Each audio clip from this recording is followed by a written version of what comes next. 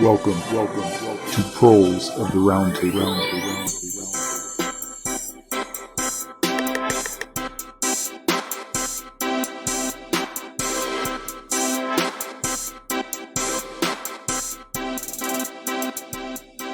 Hello, and welcome to Proles of the Roundtable, where we sit down, have a few drinks, and talk leftist herstory. Please do us a favor and subscribe on your favorite podcast app and rate/review the show to help extend our reach. If you want to support us even more, check out our Patreon where you can give your hard-earned wages to a bunch of rowdy tankies. We have a ton of benefits for donations at any level, and all the cash goes straight back into the podcast. Find out more at patreon.com/prolespod. We wanted to thank this episode's primary sponsor, without whom we wouldn't have these nice microphones that never break and are easy to deal with, and also a new mixer.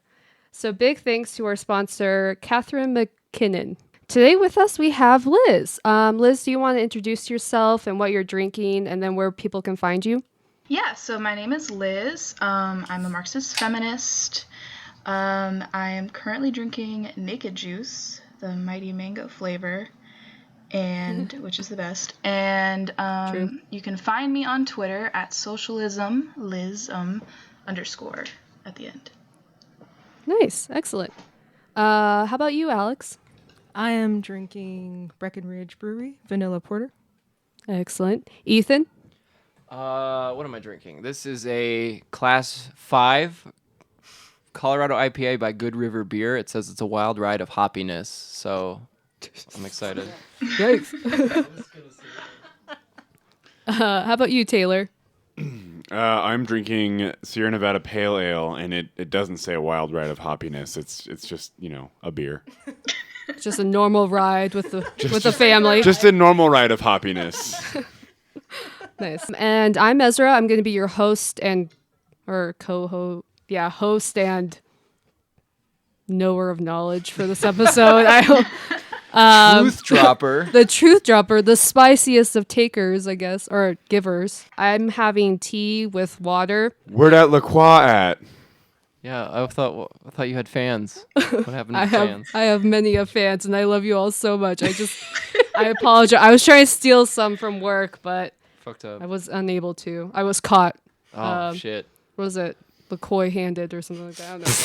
It's dumb. Anyway, that's so dumb. Nice. Yep. We're starting off the podcast real well, y'all. Okay. Solid. This is actually what it's always like. Yeah, I know. It's just that it gets edited. It just gets Sounds messy. legit. Okay. So for today's episode, we're going to talk about Marxist feminism, feminist history, and what have you, and also the witch trials and the Caliban. Yeah.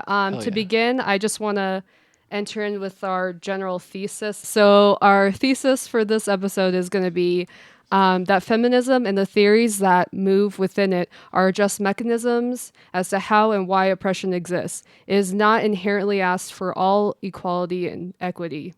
Marxist feminism, however, engages with the how, why, and the ways to transcend away from oppression under capitalism. So therefore giving a name to where these classes, the existence of privilege/oppression comes from.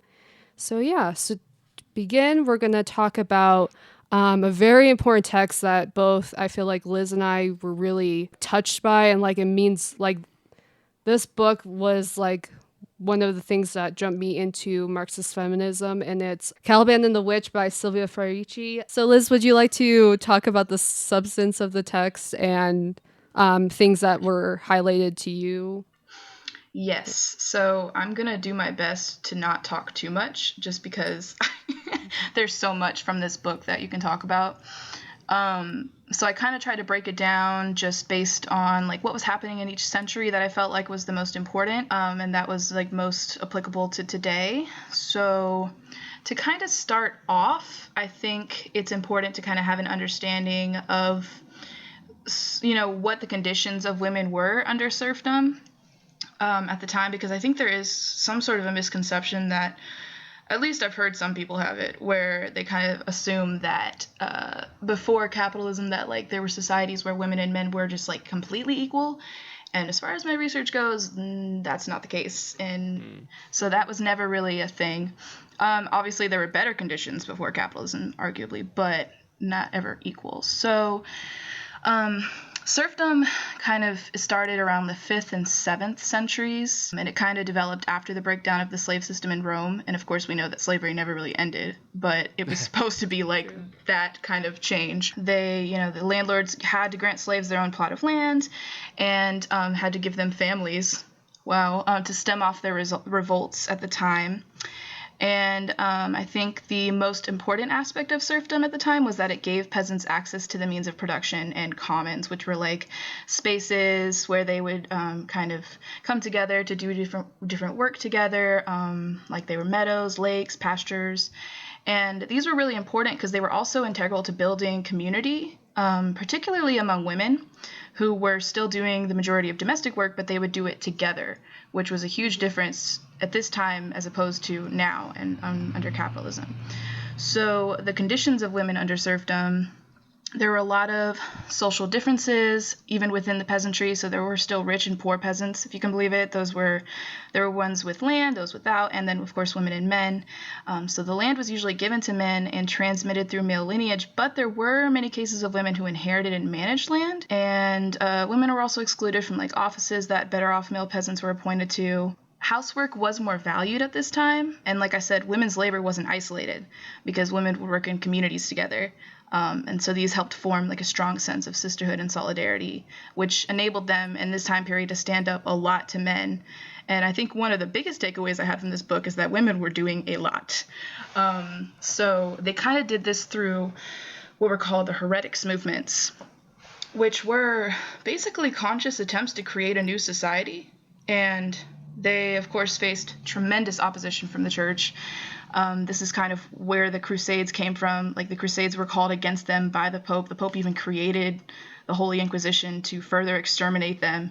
And what was important about this is that these movements in a lot of places were started by women. And actually the first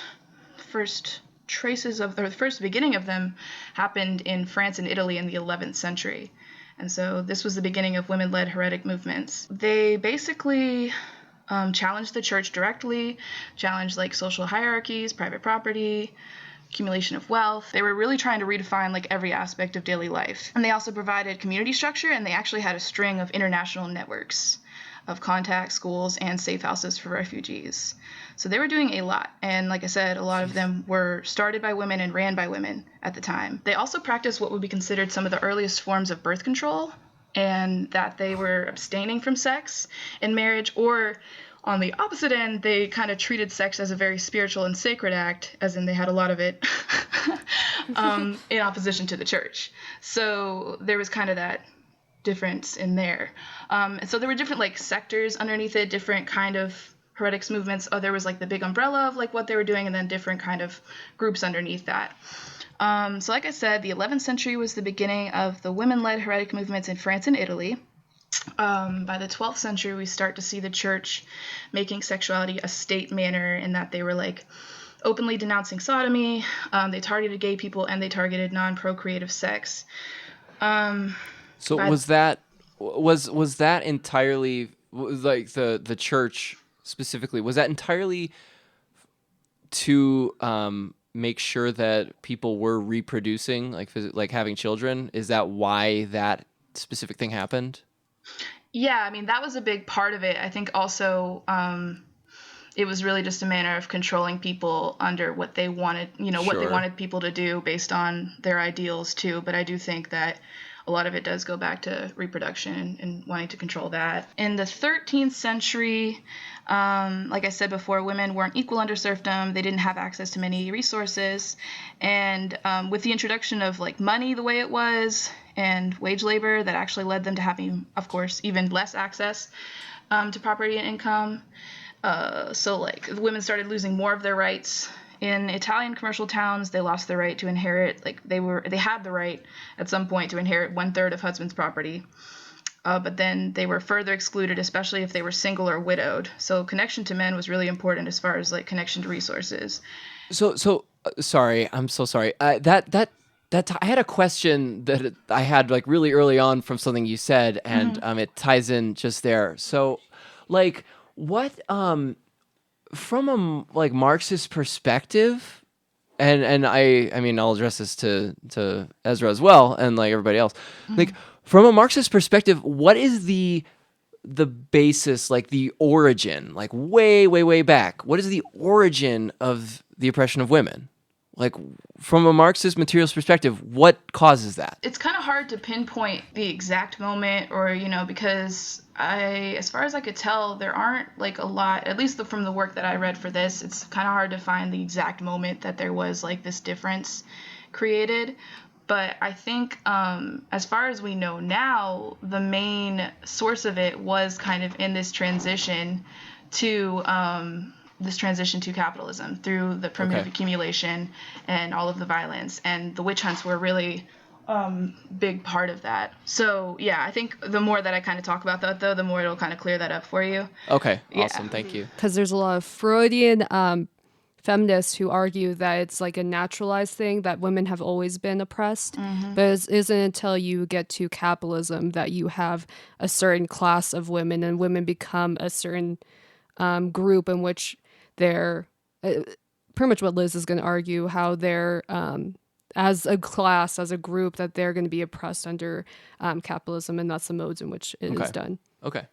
So with this like loss of access to resources, I mean, like I said, they didn't really have much to begin with, but kind of as time went on, they had less and less.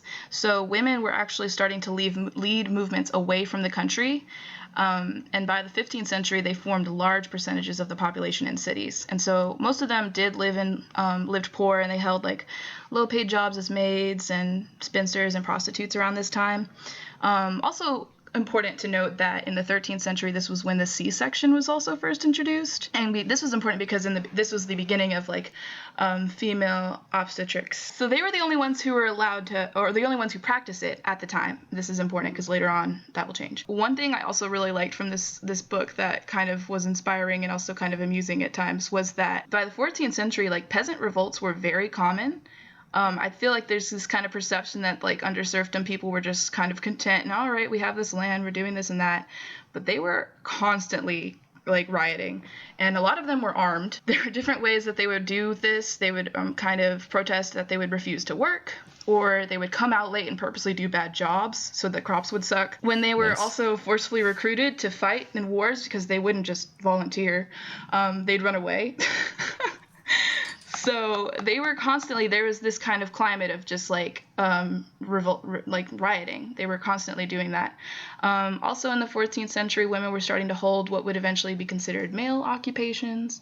So they were teachers, they were doctors, they were surgeons, and they were gaining more autonomy. So with that, their presence in social life became more recorded, in that like they began to be logged in court proceedings where they would call out men for abuse. And this kind of led also to this misogynistic backlash, because I think the state was starting to notice, oh, look at these women. These women are doing things. We don't want them to be doing things. And it was kind of that kind of process. So then what's really important also was, the Black Death happened around this time.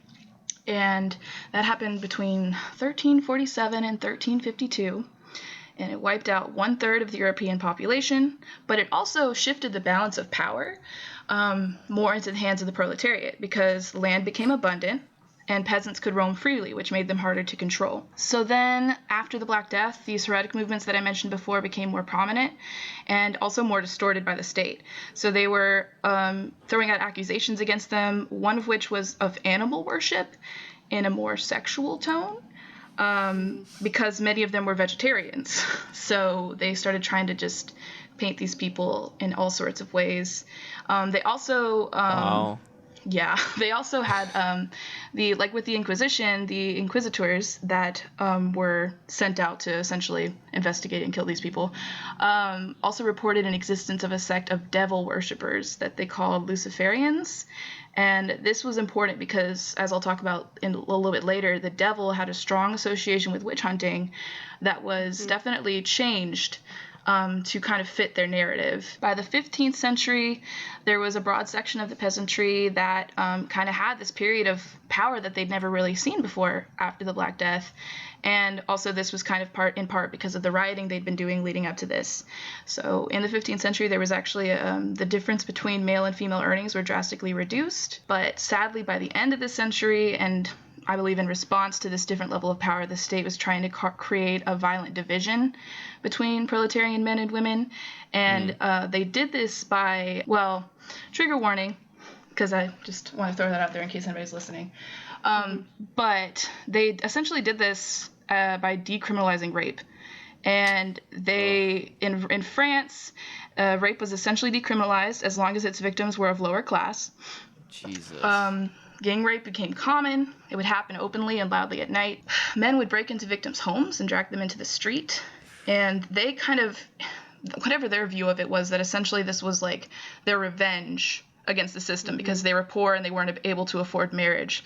So they were like coming at their own to take revenge against the rich. If that makes no sense, of course, but that's what they thought they were doing. So like the statistics are really sad about this. It says on average like a half of the town male youth engaged in the assaults of women at some point. And like I said, they describe that as class protest. So yeah. And so, like, if you can imagine, like, these people have been rioting together, and a lot of, the movements that were prominent were also started and kind of run by women at the time. So this was essentially kind of the beginning of what is more of the violent misogyny that we see today. So of course this was terrible for working class women, and on top of the fact that they were like sexually abused, once they were raped, they also couldn't easily regain their place in society. So their reputations were destroyed, which meant they had to leave town, or they would have to turn to prostitution, which was also very dangerous at the time. Also around this time, the state legalized prostitution, and they did that because they wanted to further create this divide.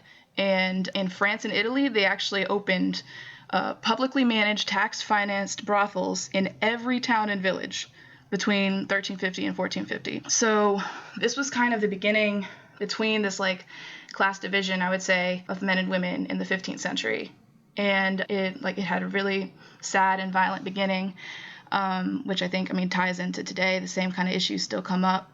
But by the 16th century, there was also this switch with the European governments where they started imposing very severe penalties for contraception, abortion, and infanticide, which they didn't necessarily, it wasn't always just like women, that the view of that would be like women violently killing their babies or whatever, but they also would consider, even if like the baby just did not make it through childbirth, an infanticide, and they would punish women for that. Shit. And so, yeah, that was also a thing. New forms of surveillance were introduced where women were required to like register every pregnancy.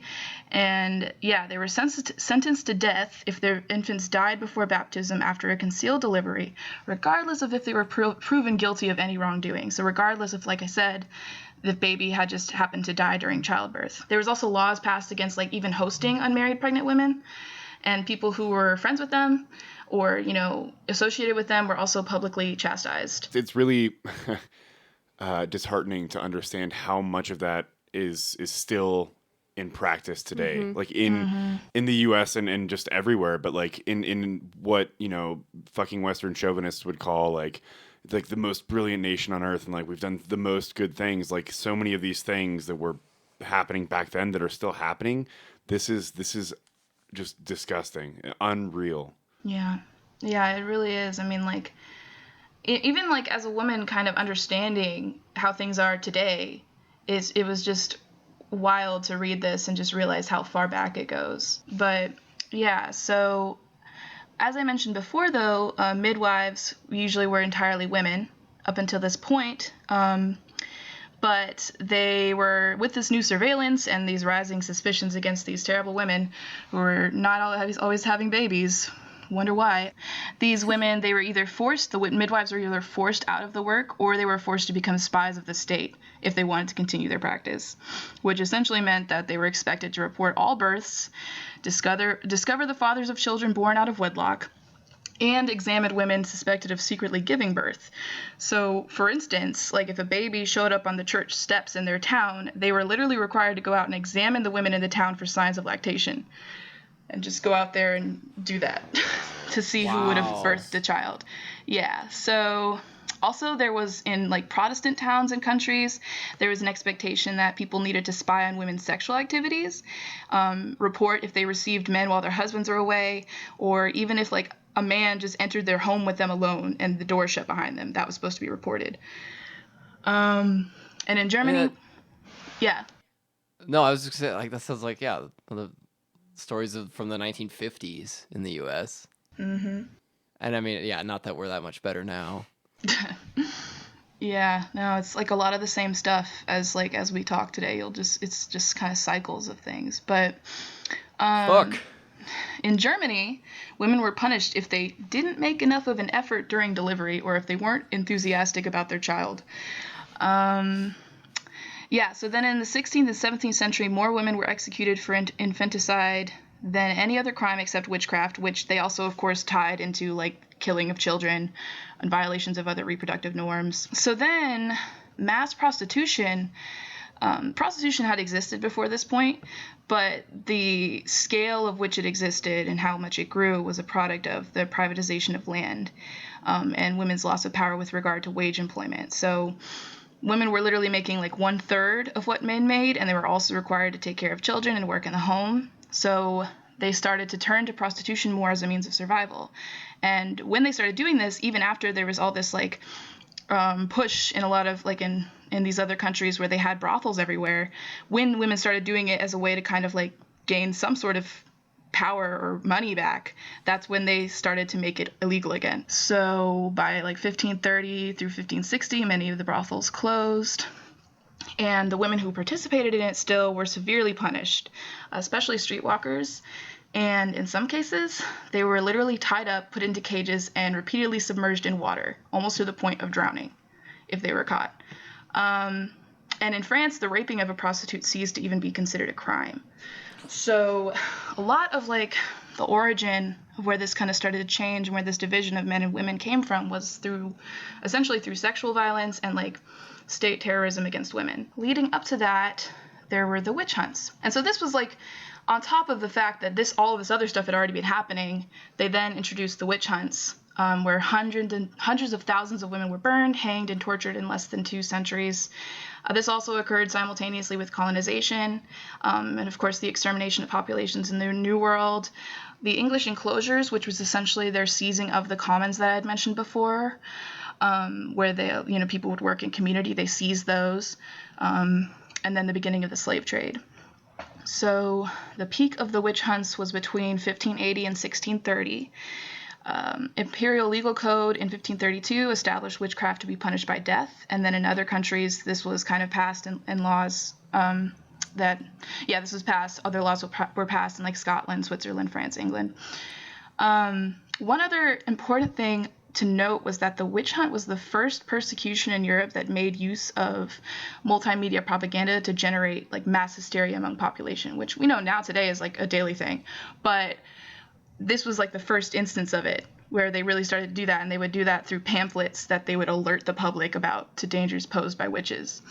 So also there were people who, like with the introduction of wage labor and the making property private, there was more and more of a division created between like poor people and people with more money or people with land. So there was a lot more like stealing and other like crimes, I guess we would call them now, where people, because like there was a shift in what they were rioting for, right? So before things started to get really bad with wage labor and the enclosures, people were mainly rioting before like liberty. They didn't want to be controlled by their landlords. But after the land was taken back and made private, people were rioting for food because it was so hard to live and it was so hard to afford these things. So those that were better off were kind of living in fear of the lower classes, who at the time were literally losing everything. And so also a thing to note is that like these riots for food and stuff a lot of them were led by women. In fact, in France, 6 of the 31 food riots that occurred in the 17th century were made up exclusively of women. So they were still, still fighting, still rioting. And so also another thing to know is that a lot of the women who were persecuted in these witch hunts were of lower class or older women. And they also first developed in areas like southern France and northern Italy, where the persecution of heretics had also been most intense. And actually, if you remember, Italy was the birthplace of these movements. So there was definitely a correlation there, where they were also trying to tie in these people who were trying to fight for like a new society into being witches, so that they could essentially kill them and get rid of them so that they couldn't keep doing that. So then, as I mentioned about like the devil, the perception of the devil changed right before the witch hunts were fully underway. Before, they kind of seen him as just this little mischievous guy, but not in a strong position of power. They actually kind of gave him decent qualities. They claimed he was logical or he was like good at law. He was actually depicted in courtrooms before this. Oh, weird. Yeah. They weren't wrong. Yeah, so, but then when the state was working to demonize women and create the gender division, to kind of get rid of the power that they were building together, the concept of the devil changed. So instead, he was seen as the master of women, who were then, of course, put in the position of slave, or, and this is interesting considering marriage was starting to be pushed there, they were also seen as the devil was being the husband and the witches or the women were the wife. So that says a lot about marriage, what they thought of it then, even then. So, Oh, wow. yeah. So, Well, is that kind of like an inverse of the Christian idea of like the church is the bride of Christ or whatever? yeah, I could see that. I have no idea. I was just wondering. Yeah. I'm not sure, but I mean that Okay. I feel like that would make sense. Okay. You can make an argument. I won't be. Yes. All right. Yeah. Sorry. But no, you're fine. So, witches were seen as women who submitted themselves to the devil. And so it was weird because it kind of created this so women were seen as like slaves, so that would mean like they didn't have a lot of power. But at the same time, there was also a lot of accusations against them that were implying that they were like trying to hex their husbands and control them, particularly sexually. So that kind of doesn't match up. If you don't have power, you would not be able to control your husbands. But that was kind of also a way that they made the husbands fearful of the witches and men in general, because they were trying to create this hysteria and create this like idea that witches were the enemy. Yeah. Also, with the concept of the devil, like with the expansion of the slave trade, particularly in America, this concept was used to demonize black men. They became the symbol of the devil trying to control women. Oh, shit. And as you can understand, as you can imagine, white women in particular fell into that, which I think also ties into like a lot of what happened, especially in like the pre-Depression era, post-Depression era, with a lot of these accusations against black men who were supposedly raping women, or white women in particular. Yeah. So that kind of is the origin of where that came from. They also used this idea of the devil to demonize indigenous people and their cultures in the Americas. They would kind of use the charge of devil worshippers, which they used. That was kind of a key role in the colonization of of the population when they came. So then we go into the 17th century. Like I mentioned before, there was a shift of purpose of the riots from liberty to food starting in the 16th century. So then there was a prominence of like reproductive crimes, but like I said, women were killed or criminalized for infanticide, but there were really high infant mortality rates at the time that were typical because of the malnutrition and poverty that wage labor and like privatization of land was creating. Yeah. So like it was literally them creating that and then like punishing women blaming for it. women for it. Yeah. So another thing that I thought was interesting was that the meaning of the word gossip even changed. It used to mean friend, and it was changed in this time period of the witch hunts to further kind of create a divide and, keep from solidarity, which is still a thing we use today. That's still a thing. Wow. Holy shit. I didn't know that. Yeah. So, the end of the witch hunts happened by the late 17th century, partially because the state felt secure. They'd killed a lot of women. They felt okay. But also because they were starting to lose control of the mass hysteria, and people were starting to target members of the ruling class as potential witches. Can't have that. Yeah, can't have that. So they dialed back on that. But another really important thing that I think I just found so inspiring and not something we learn about was also that the way that women in the Americas and the Caribbean were organizing, with the expansion of colonization. Women did have powerful positions in pre-Columbian societies. And like we mentioned before, in medieval Europe, they were also the most fiercely fighting back against colonization. And they had strong presences in these movements. And it can really be said that due to Andean women's fierce opposition to the colonizers that were trying to wipe out their culture and their spiritual practices, they weren't wiped out entirely because of how hard they fought to preserve them. They would practice underground.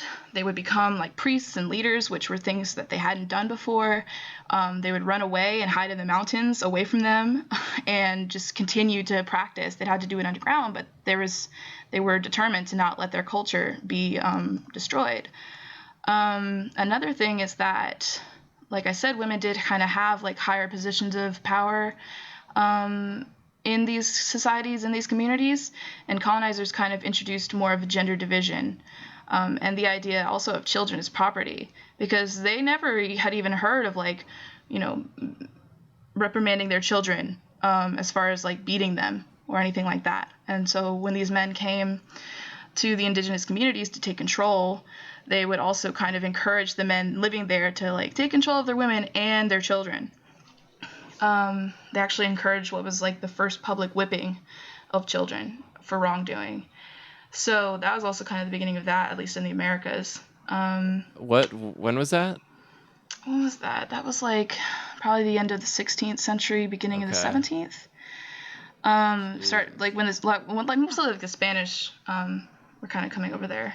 Okay. Yeah. So. But they also brought the witch hunts there. By the 17th century, mostly poor and older Andean women were being persecuted for witchcraft. They didn't even know what witchcraft was before this point. They'd never heard of it. But like in Peru, for instance, many of the women were specialists in medical knowledge. But they didn't like even know of the concept of the Christian devil, which was, of course, the accusations they were throwing at them, like that they were devil worshippers or this and that. But also, in contrast, like with the witchcraft in Europe, these women were accused of witches and then they were isolated. And so there wasn't much help that was put out for them. I think there was like one instance, if I remember, where like a group of men that were away found out that the women in their village were being like tortured or like captured, and they rode back in and like fought the guys who were trying to do it. And that's like the only one, and they were successful, like they saved the women. But that's the only one that I remember from the book where they actually tried to do something, which was cool, but like not everybody did it. So yeah, so the Andean women weren't isolated or turned out as outcasts by their communities, and in fact they were sought out often by them for help. So these women who were accused of witchcraft for being like good at medicine or this and that, or poor, or fighting back against colonization, their communities did not isolate them in response. They also, in central and southern Mexico, women played important roles in the defense and preservation of their cultures, like I mentioned, and like they also often led the charges against the colonizers. So then in the 18th century, one thing that I just like I said, was just so inspiring and amazing for me to read was about how Caribbean women, enslaved women in the Caribbean, essentially formed their own market networks while under slavery, while they were there. So they had kind of, because there was this introduction of like provision lands, which was kind of like community lands where they could sell their crops, grow their crops. The slave owners kind of introduced it to save money, but then of course women were able to use it to create an entire network. So by the mid-18th century, enslaved women in the Caribbean formed their own position within the plantation economy and essentially started the island's food markets there. They would do this through the production of, they would actually produce most of the food eaten by slaves and the white population there, because they would kind of take extra crops or things that they made and just sell them off. They would also exchange amongst themselves to kind of create this market. They would also like steal stuff from their masters, things like that. And so there was like kind of an interaction between like white working women and the enslaved women, but sometimes it could be pretty hostile, as you can imagine. White women would sometimes steal from the enslaved women, but then there was also like a connection amongst them in the market where they would collaborate as well. So then, yeah, by late 18th century, despite laws being passed against what they were doing, enslaved women in the Caribbean were forming their own like proto-peasantry, and they practically had a monopoly of on the island markets. So they were also really well liked and admired, even described as like the heart of the slave community. Nice. And I think the main point, I mean, aside from the fact that was just amazing that they were able to do that, was that they kind of introduced this practice of like self-reliance, and it was grounded in survival strategies and female networks, kind of similar to like what we saw in Europe before they wiped them out with the witch hunts. So they kind of like, this was in the 18th century after the witch hunts had ended in medieval Europe, but these women created the grounds for like not only a new sense of like female African identity, but even more so like foundations for a new society committed against capitalism, because they were trying to like be self-reliant, trying to kind of, even while under slavery, trying to create these markets, and they were very successful, which was just amazing to read about. So that was the end of the 18th century. Pretty much the end of like the first part of that discussion with Caliban and the witch. Damn. Yeah, exactly. Yeah, that was great. So essentially my part is I'm going to talk about the Caliban figure and the role they are in both the book and also just overall, and what we can take from that kind of figure. So the Caliban is directly alluded from Shakespeare's The Tempest. Real shit. Oh, yeah. Sorry. Oh, well, yeah, theater now. Theater. Hell yeah. Ethan's eyes just glowed. It's a great play. I mean, Yeah. Ethan can get as excited as he wants, but it's really good. It's a good play. Yeah. It's silly. But yeah, essentially the Caliban figure is the character that tries to murder the slave or his slave owner.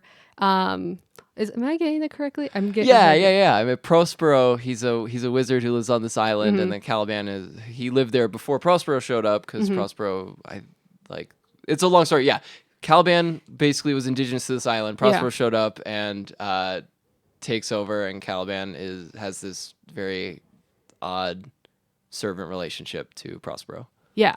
So essentially, Caliban's mother, Sycorax, who is a witch, we'll talk about why her role is very important and why we can essentially drive more on why we should work and network similar to how she is essentially trying to, argue to fight back, except for the Caliban figure, which is, we'll get to that.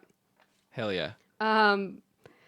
But essentially, exactly what Liz was talking about is that we have this kind of this war against women, especially indigenous cultures, because during this time, the pre-Columbian era, it was more of matriarchal type of and matrilineal, in which all power was directed to women. And I'm not saying all of the indigenous cultures and indigenous people followed this, but most of them did. It was kind of universal.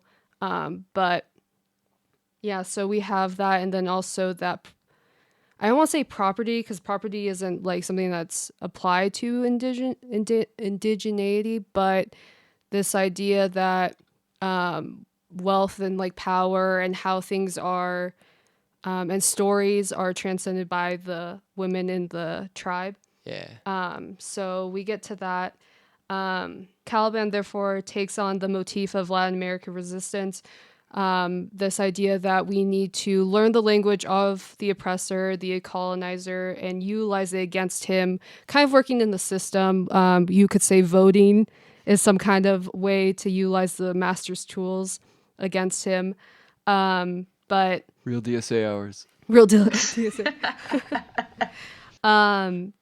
But rather from trying to kill the master and trying to dismantle the house, we'll get to Audre Lorde later in the womanist movement, but trying to take away the power and enter it to the people is impossible when you were never inherently going to understand that house, nor are you going to dismantle it in any way possible.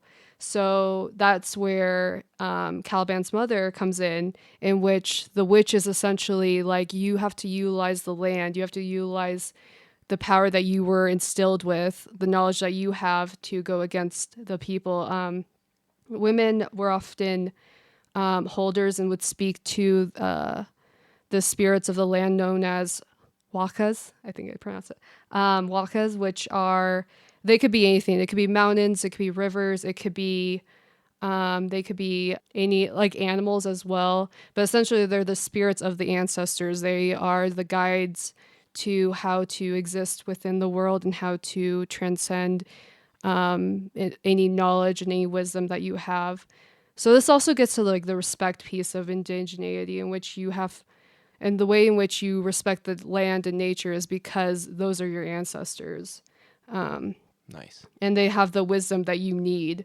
So also when colonizers came to the land, you have this issue where native people are being upheaved from their land and then now having a disconnect from their ancestors. Now you lose that, not just like your history with that, but now you lose that spiritual connection. One could say that's like one of the biggest tragedies, is that you now don't know who your ancestors are. And they could arguably be like, I don't know, it could arguably be that disconnect to like the spiritual world. But yeah, I think that's all I gotta say about that. Oh, what real forest hours, and that's all I gotta say about that. But yeah, just we're talking about just the interaction between, is capitalism inherently gendered and racialized? Another article we brought up 2 episodes ago by Joan Aker, in which did capitalism need these kind of class divisions in order for it to function, in order for it to arrive and accumulate, if we are to use Marxist terms for that? Which I think we're all. I think we're all in favor of those, Yeah. right?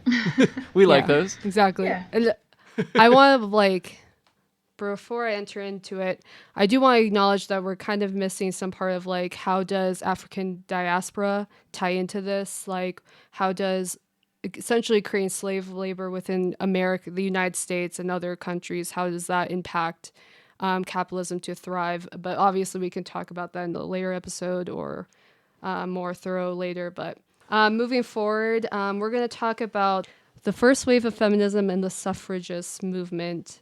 Yeah, so I guess I can kick off with that. So we're going to look at through the time period of the 19th and early 20th century. I just want to talk about briefly that in in my educational experience, especially with the women's and ethics studies in universities or feminist course, they often kind of call this kind of time period privilege and not representation of like all women, which is fair, I think. Most of it was made up of white women, and most of it was from a middle class, or all the theory that was derived from this was made up of white women. And the issues were of a single issue, in which it was to earn the right to vote. However, the beginning of the suffragist movement began with this group called the Early American Women's Rights Movement. I'm going to abbreviate as WRM. And they mostly attacked, and essentially in their kind of manifesto, even though they didn't call it as such, they attacked the family, the church, which was written by Elizabeth Cady Stanton in her Women's Bible, and then also the state, but in the form of laws. So the women that are mostly a part of WRM and are probably played the biggest role, and I think most of us are familiar with, are again Elizabeth Cady Stanton's, and then Susan B. Anthony. Obviously, that's like a huge household name. But they stressed organizing with women workers at this time, and the women who made up this group had no civil status under law.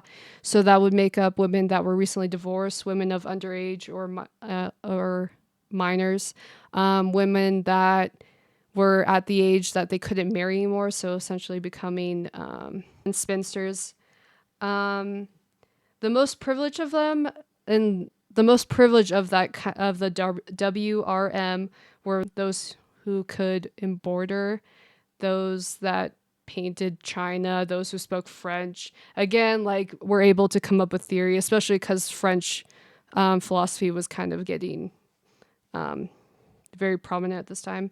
So then we get to this time of the rise of the conservative feminists. Conservative feminism takes on this point of view of single issues. Oh, yeah. That they're kind of broad in what they're trying to accomplish. But again, there is a single issue, but broad in the sense that they don't have like a direct understanding of what's happening, that they're willing to use kind of flimsy words to define who they are. Their main goal at this time was to vote.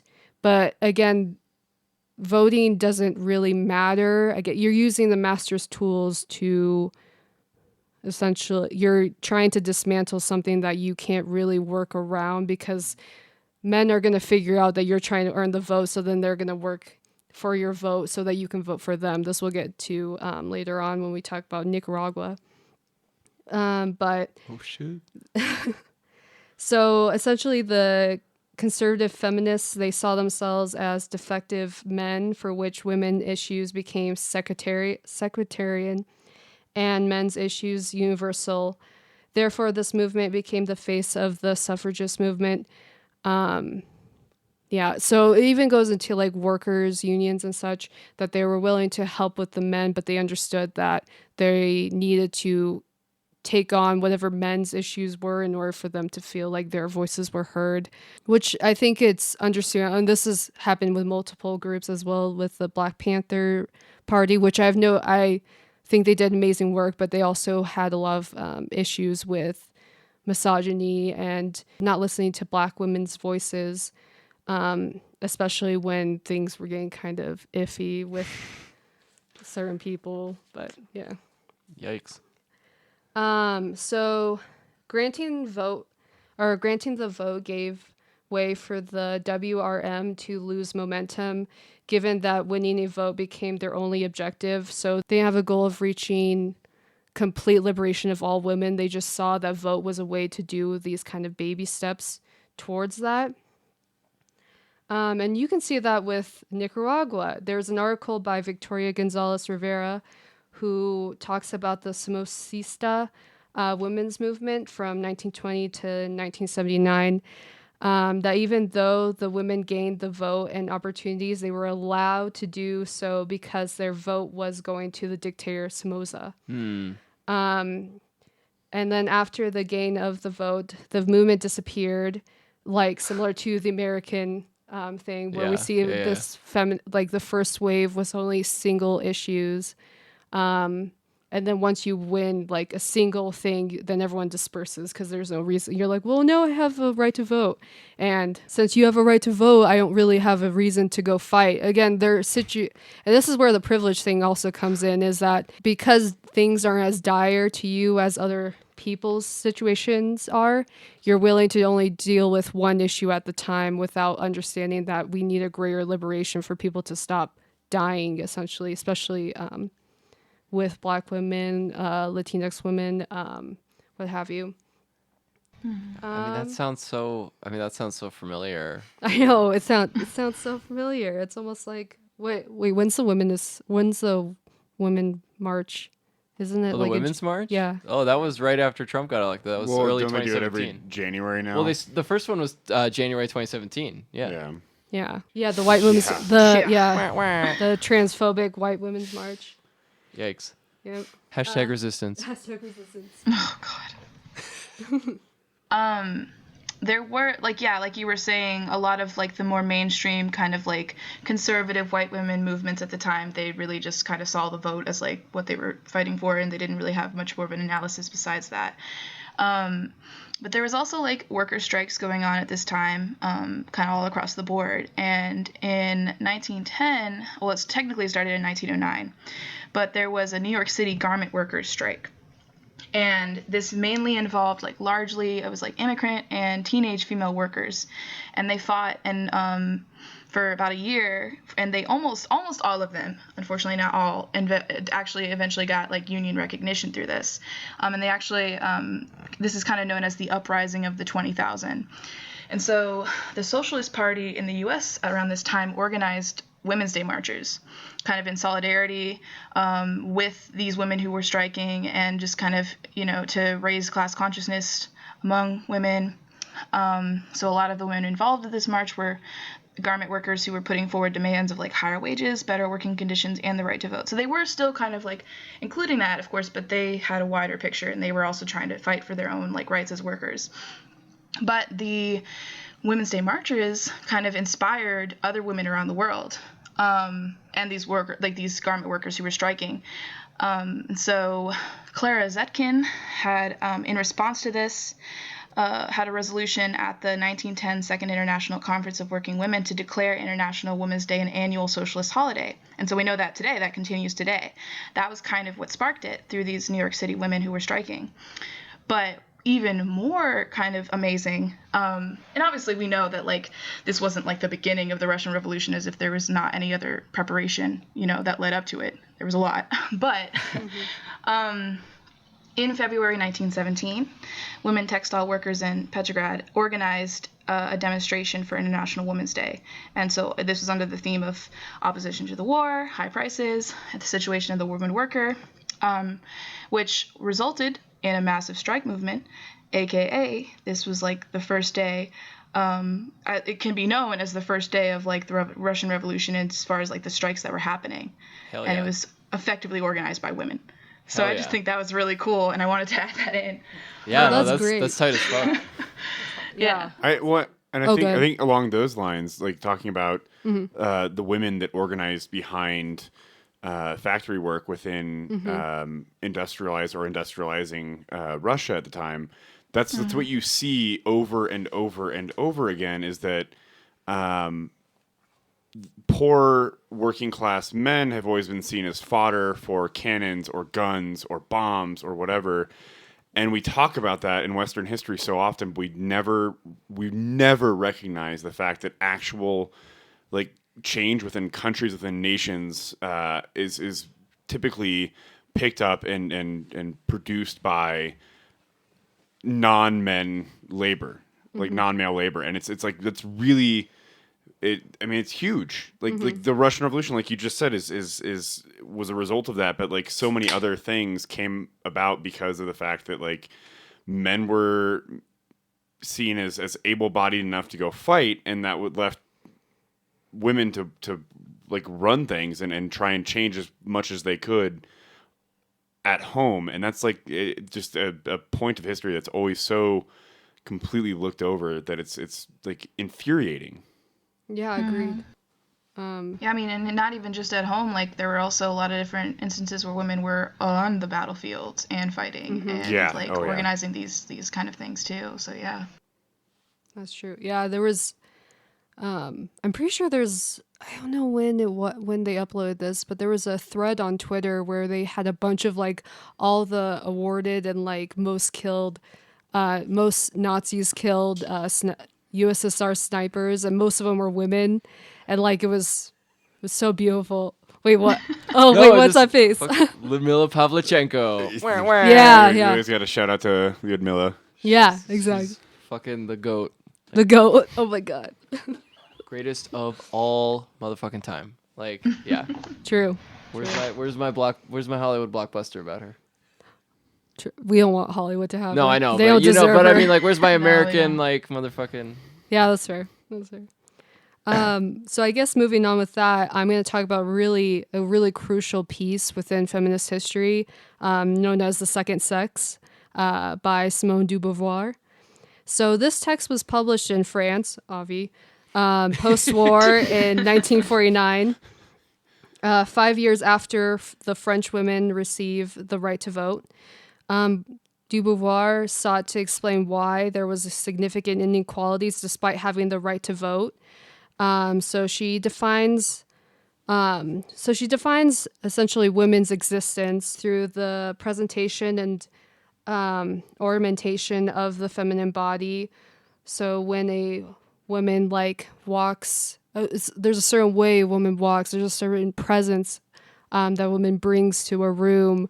There's a way that in which her fingers flutter or whatever. This kind of performance, in a sense. We'll get to Judith Butler, but we're talking about this strict ruling of a woman's body in order for there to be an understanding of the role between the masculine and the feminine. So deriving from that, essentially she writes, misogynists have often reproached intellectual women for letting themselves go, but they also preach to them, if you want to be our equals, stop wearing makeup and polishing your nails. This advice is absurd, precisely because the idea of femininity is artificially defined by customs and fashion, is imposed on every woman from the outside. It may evolve so that the fashion standard comes closer to those of men. On the beach, women now wear trousers. That does not change the core of the problem. The individual is not free to shape the idea of femininity at will. When was this book written? It was written it was published in 1949. God damn. Yeah, so exactly. We talk about how women have to put into these roles in order to understand, or in order for them to, I guess, work within the situations that they have. That, for example, at work, I get called out for not wearing makeup on certain days because I should present myself as more feminine, even though that's not what I'm seeking to do. I'm not calling out makeup. I think makeup is an artistic thing, but it is kind of shitty to go to work and then assume that you have to be put into this position in order for you to be perceived well to white men. I don't know. I don't know if you guys read anything by John Berger in the 70s. He talked a lot. He built upon this kind of idea of the female being put into this position of having to be looked at and knowing that you were looked at, and it has changed our psyche for how we interact with society. It's really fucked up. But if you start to realize how much we have that burden of being looked at on us and how it's inescapable in our society, it's really intense, and it kind of just plays into this whole idea of commodification. So yeah, just wanted that kind of reminded me of that that. was great. Ways of Seeing. Ways of Seeing, that book is exactly. a banger. It's really good if you haven't read it. Nice. Yeah, I haven't read, so that was good. It's short. It's really good. Nice. But when when a woman tries to step out of it, de Beauvoir essentially says she gets fed up with her servility. She tries to take her advantage by playing the games with masculine weapons. She takes instead of listening. She flaunts clever ideas, unusual feelings. She contradicts her interlocutor instead of going along with him. She tries to outdo him. So essentially in order for you to step out of your oppression, you have to now take on a masculine role. You try to outdo him in every way. You have to assert your power. Yeah. You have to assert your power in some kind of way in which you have to be on par with him. And we can see that with the voting rights as well, in which once you gain the right to vote, then therefore your rights are now of the men, that now it's become naturalized. That you are able to voice your opinions under the line of the leadership of masculinity and patriarchal, but again, it's acknowledging that there's this kind of role that you want to play with, but it's a reformist kind of understanding of how to combat your oppression. Do you have anything to add, Liz? As far as that point also about just women, as far as trying to gain any kind of other sense of self, having to just do it within the means of having power at the same level of men, that kind of ties into and just jumping around a little bit, but that ties into, there was this kind of power feminism idea that was brought up in the 1990s. More specifically, there was a woman named Naomi Wolf, and she wrote a book about it. where she was essentially saying that women needed to move away from victim feminism, which she defined as a feminism that was like anti-capitalist, had an outsider-insider mentality and an aversion to the system. And she argued that women needed to embrace capitalism and hold themselves back from the fear of having too much, which I feel like kind of really ties into the whole, like, I don't know, like the lean in. Women need to just lean in and just be capitalists themselves, and that's how you do it. Like, Wait, when was this? When was this written? this was written, what year? It was in the 1990s, I think maybe 1993, 1994. And it, yeah, so it just ties into the idea of like individualism, and how women need to cling to that for whatever reason to gain power. And she also, this person was an advisor to Al Gore in his 2000 campaign. Oh, very cool. Very cool. She coached him, and she coached him to emphasize his manly strengths. Oh, And- God. Reportedly told him exactly this, that he is the beta male who must fight Clinton's alpha male for dominance. So that idea of power, yeah, that just made me think of that written down. And yeah, that really goes into it, where it's like, instead of kind of attacking the system and attacking the root, there's this idea of like, okay, well, just be an individual and just do what you need to do, and that's empowerment. And of course, we know that's not. But yeah, I just felt like that really went into the point that Ezra was making with that. So That's completely true. I think there was like a bumper sticker or something that was saying it was like my favorite position is CEO or something like that. yeah, Oh, my God. Which again is like More women drone operators. more Oh, cursed. exactly. So many cursed things. Yeah. So I mean, I'm familiar with a lot of like leftist feminist literature, but has there been a lot of co-opting of like feminist Yes. ideology by the Oh, right? yeah. Because Yes. like I know that like in recent years there's been like the white nationalist like quote unquote feminists that are like, oh yeah, like we're taking back our own power by like believing in these things that have like subverted our actual liberation for so long. Like, and maybe you were getting there eventually. This seemed like a good point to bring up because like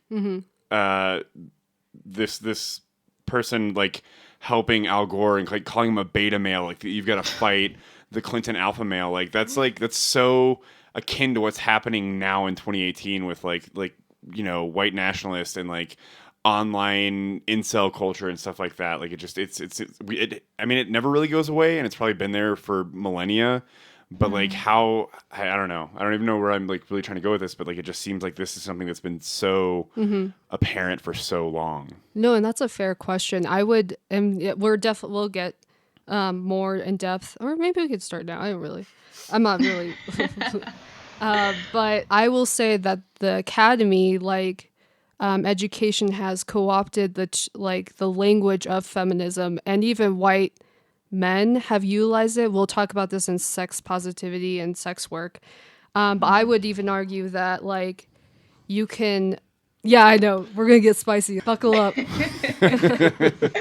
But in order for you, feminism took a huge toll on the university, in which you now have this really great like theory of how does oppression work, how does mechanisms adapt to itself, like what systems require such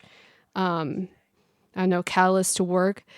And in doing so, now we have an issue that in order for us to even understand some theory, it becomes so subdued and flowery that we don't even know what people are saying. I'm going to call out Judith Butler.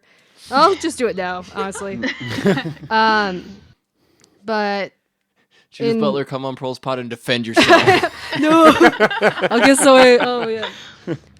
But this kind of ambiguous kind of terminology of what a woman is, how you present a woman, like the second sex, you can even argue has this ambiguity where we don't understand where this class and these group of people became such a thing. There's no historical lens towards it. Judith Butler calls, and same with like a Foucault's type of understanding of power, in which there's kind of this being, this way in which power is mechanized and moved throughout different people. that there's just, it's an inherency, that there is this kind of way in which how you interact with each person, you have to perpetrate different tropes and within that, and then try to understand how those kind of tropes is become an individual choice because you're accepting the oppression within yourself and not understanding that, like you said, Alex, that there's this kind of there's this eye watching over you that you need to perform for, or else you're going to either get hurt, you're going to be maliciously violated in some kind of aspect. So I would acknowledge that Judith Butler and any kind of Foucauldian feminist or postmodernist would try to have an unknown source of power that is exerted onto the subject, and that they will critique any Marxist or Marxist feminists for labeling it as capitalism as an economic thing, and they'll call it as reductionist because you don't acknowledge the other power structures without also acknowledging that capitalism is able to adapt and work within gendered and racialized lines and sexuality and all the above ableist lines as well. So I think what we can take away from the first wave and suffragist movement is that if you're going to create a group for liberation, you can't do it under single voting issues, and you can't do it under problems that only a certain group is facing, because again, there's a privilege line with that. A lot of these women were middle class, white, not understanding that the voices that they were trying to perpetrate weren't covering all the women. And even though they're trying to work within their classes, like work with working class women, there's still a problematic issue with that. So we're going to move over to the second wave and then the women's movement. If you want to cover second wave feminism, Liz. Okay, so second wave, like the mainstream idea of like where it started or how it started was, with this publication of The Feminine Mystique by Betty Friedan, and she published that in 1963. I would also argue that like women have been like kind of like the whole point of what I think we should take away from this is women have been doing shit. And so like this was already happening. There was already movements happening, and like the civil rights movement, of course, women were very much involved in that. And, kind of had to, have priorities within their working there. So there wasn't as much of a focus on them and their particular needs in these movements. But yeah, so with the publishing of The Feminine Mystique by Betty Friedan, this was kind of like a shockwave that was sent through a lot of really just the white women and like housewives. And so, so a lot of people consider that the beginning of the mainstream second wave feminist movement. And it was basically talking about how, American housewives were silently suffering. They were pressured to focus on their husbands and children, but not their own education or careers. And so, their the consciousness of what it meant to be a woman, or why they were always sad all the time or feeling empty, was just not there. They didn't really know. And they were there were other ideas that had been pushed before this of like, love, kind of tied into marriage and the family structure. So it was like, there's something wrong with me if I'm not happy. If I'm not happy, I have a loving family, I have a husband, and this and that. So that really kind of blinded women to really seeing the reality of what their lives were. And one thing to note, though, about The Feminine Mystique was they're also, like, it was not that great. Alex nods. Betty Friedan, come on Proles Pod and defend yourself. Because, there was really bad stuff in there. Like, she was very homophobic. She blamed smothering mothers for the occurrence of, like, gay people, essentially. And her narrative definitely excluded working class women and especially black women. And so Betty Friedan was the founder of the National Organization for Women. So, when we talk more about how shitty they ended up being, that's why. But what kind of also spurred these movements was there were consciousness raising groups that began surfacing. And so kind of tying into this book, that kind of made women start to look at things differently, or, kind of see their lives for what they really were. They were getting together in groups and they were talking, and they were just talking about what they were going through. And so like before this time, there was this focus that was pushed, I think right at like the 1920s and 30s, if I remember clearly, of like, you know, your own salvation is your own responsibility. It was really like very individualist. But with these consciousness raising groups, like there was this transition to, instead of like your own salvation is your, you know, individual, it was personal is political, which was really important because like kind of the existence of being a woman is, you know, nobody chooses to be a woman, you know, you're kind of just like forced into it. And so with that, of course, there is this kind of like smokescreen of what it actually is. And there's so many different ways that we've had to kind of just like adapt, not just like, I think as groups, but also just individually, where it's like, you know, we don't necessarily choose to see things certain ways, but it's easier to see things a certain way than to kind of see it for what it actually is. Especially as existing as women. So yeah, so these women were in these groups, you know, they started talking more and realizing that they weren't the only ones who were dealing with these feelings and dealing with these situations, which really kind of start to spur more like mass demonstrations. They started organizing more together. And a lot of their tactics of protest that like made the news and stuff like that were pretty creative, and some were kind of funny. But there were women who would actually dress up as witches and they would go around hexing people, and kind of like as a form of protest, but also just kind of like as a way to kind of gain attention, to what they were doing. And of course, like these were women who had kind of, I think, at least had some sort of an awareness of like how like witches were tied into like the oppression that they were facing today, or at that time. There was also protesting at like beauty pageants. So there was a really popular or like more well-known kind of protest that happened at the Miss America pageant in 1968, where they held like a No More Miss America rally. And so they had like different items that they threw in a freedom trash can. And What? yes. So this was kind of where the idea of like bra burners came from. Because like this was like where they supposedly set them on fire, but they actually didn't have a permit for that, so they never did actually set them on fire. They did throw their bras in the trash can, but they never set them on fire. Bra throwawayers doesn't have as good a thing. And I mean, come on, if you not. don't have a permit, you definitely can't like you don't want to do anything like illegal. Yeah, no. So, I mean, like, they did that. They also would, like, throw their master's degrees away, because a lot of them noticed that around this time with these, like, this raising of class consciousness with them, that, like, within their academia, like, it was very sexist. There wasn't really any kind of, like, women's history studied or women's, like, you know, women's studies. That wasn't a thing. And there were a lot of, like, misogynistic, like, bosses and professors and things like that they had to deal with. So women kind of in opposition to that, they would throw those away. They'd throw like high-heeled shoes, blah, blah, blah. Lots of stuff like that. But one thing that was really important about this rally, or at least coinciding with it, was that like some women actually snuck into the Miss USA like event. And they had this huge banner, and it just said women's liberation. And so right at the moment that Miss USA was crowned, they like unfurled this banner, and the camera like panned over and saw it. And so it was on the news, just like women's liberation. Yeah. And another thing is that right after this, they also released 2 stink bombs on the floor. So like these kind of protests were going on, and they were getting a lot of attention just by the nature of what they were doing. So there was other methods, like they had magazines of their own, or like kind of like pamphlets and things that they would send out. Poetry was also really important.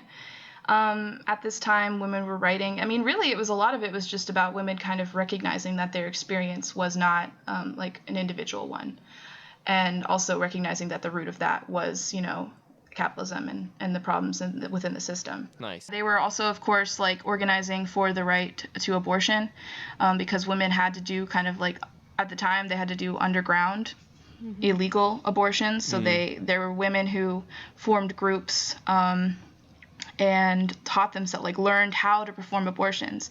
And the group was called Jane. And so these women would essentially learn how to do it so that they could try to do it as safely as possible within their means. And they would meet up at these places, and, you know, the whole time that they were doing this, they knew that, you know, they could get caught, get thrown in jail, this and that. But they would help out other women, and they had this kind of connection.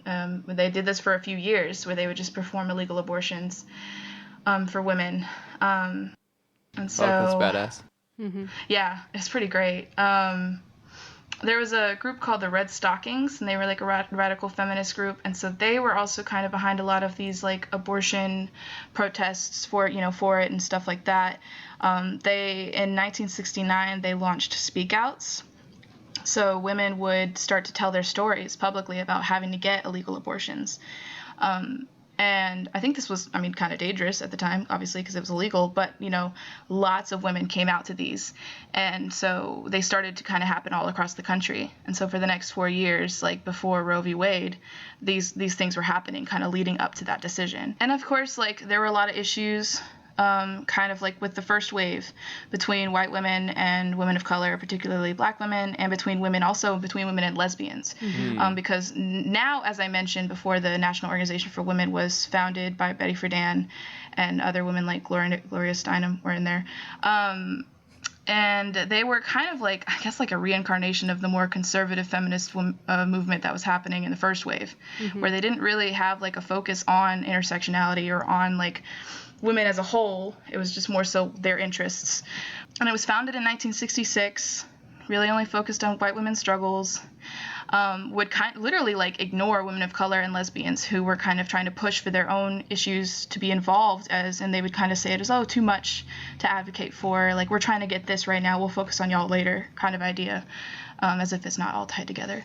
But there was a lot of other women, though, like women of color who organized and created their own kind of organizations.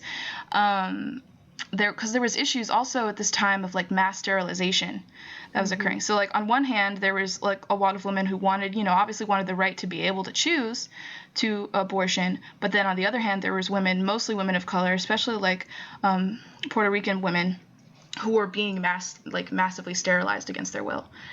I think actually by like 1970, 35% of women of childbearing age in Puerto Rico had been permanently sterilized. Holy shit. So that was like the other end of it. So that's why like part of a reason why like reproductive justice as a whole is just a very sensitive kind of topic among women, because different women have had very different experiences with that. So by the 1970s, the National Organization for Women was kind of focusing on what was called the Equal Rights Amendment, which was basically like pretty simply said that was just like equal rights under the law shall not be abridged by the U.S. or any state on account of sex. So actually, Nixon endorsed this, which is kind of gross, but it's good, but it's gross. And critical support for Nixon? No, I'm just kidding. Ethan, go away. But like by 1974, 33 states had ratified this amendment, and so they really only needed 5 more to get the 38 that was required.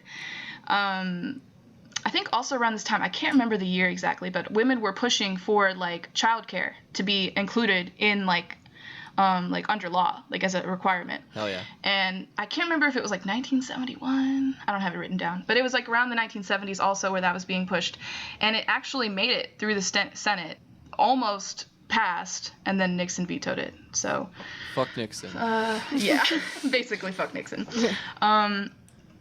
And so but with the Equal Rights Amendment, they didn't get enough states to ratify it, and actually like after 1977, not a single one did after that point. So by 1982, the deadline had passed, and there was only 35 states as opposed to the 38 they needed. But like I mentioned, there was a lot of internal issues among the National Organization for Women.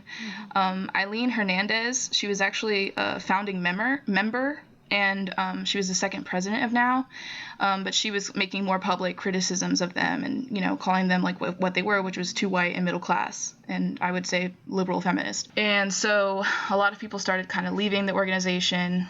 In 1979, after there was yet another all-white slate that was nominated to lead, Eileen Hernandez resigned from NOW and encouraged other black women to do the same. So there was more of a divide being created because, like I said, they weren't paying attention to other struggles. It was just about what they wanted, what they needed, or what they deemed the most important at the time. Kind of going in with like the passage of Roe v. Wade, I don't think people talk about this as much, but in 1977, the Hyde Amendment was passed. So, like, they had been fighting for this for so long to get this right, but then they passed this amendment that banned, like, federal Medicaid funding for poor women's abortions. So the women who really needed this access, I would argue, like, some of them who needed it the most couldn't afford it and were not supported by the state in any kind of way to get that. Which, of course, is still a problem now. It's still passed now, and women still struggle a lot, even with abortion being legal in most places, to get access. I actually do work with a abortion kind of group here that we work to kind of connect women to abortion access. And even in, like, certain states that it's legal, there's only, like, 3 or 4 that are available. And they could be any kind of place in the state. So women who, you got to think about, like, what it goes into to actually get an abortion. You have to be able to afford it. You have to be able to get to it. You have to have somewhere to stay if it's far enough away. And so, women who don't have a lot of extra money, that's really hard to do. So it's not just, like, having the legal right to do it. It's also just being able to physically do it, afford it, be there, get back, all these other things that go into it. So I think that's something, like, even myself, when I first started working with them, like, that wasn't something I really recognized. So that's important to note, I think, with this kind of discussion about abortion. Besides that, kind of up into the 1980s, which I would say, I don't know, the beginning of the next wave is right around the end of there in the early 1990s. Oh, another shitty thing that NOW did was in 1986, they formally took a stand against the right to unpaid maternity leave. And yeah, they argued this. There was a case of this woman, bank worker, who had been fired from her job after she took time off without pay after having a baby. Again, time off without pay after having a baby. And they NOW claimed that special protections for women harm their own employment opportunities when competing with men in the job market. Come on. That's like, So- oh, fuck. That's fucking, like, neoliberal ass. Like, that's like peak neoliberalism. God damn it. Exactly. Exactly. So NOW sucked. Never really was that great to begin with. I mean, Betty Friedan wasn't that great to begin with, if we're being honest. I mean, obviously there were good things as far as, like, women were starting to wake up, and, like, there were these, consciousness raising groups were really great, and there was a lot of good work done, and of course Roe v. Wade was a success. But I would say that a lot of, like, what needed to be done, women of color especially, there wasn't as much of a focus on them. So it wasn't as much of a win for them when it should have been.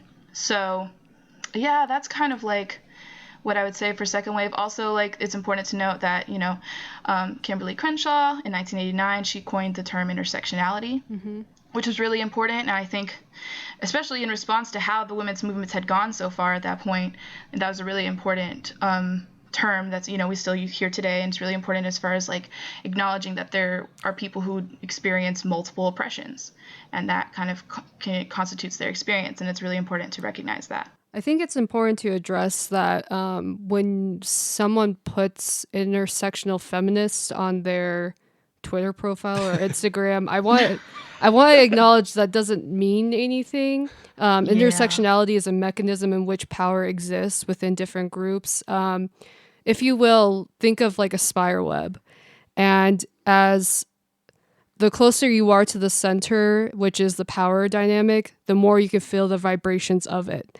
So let's say the spire moves at the center, like, moves around.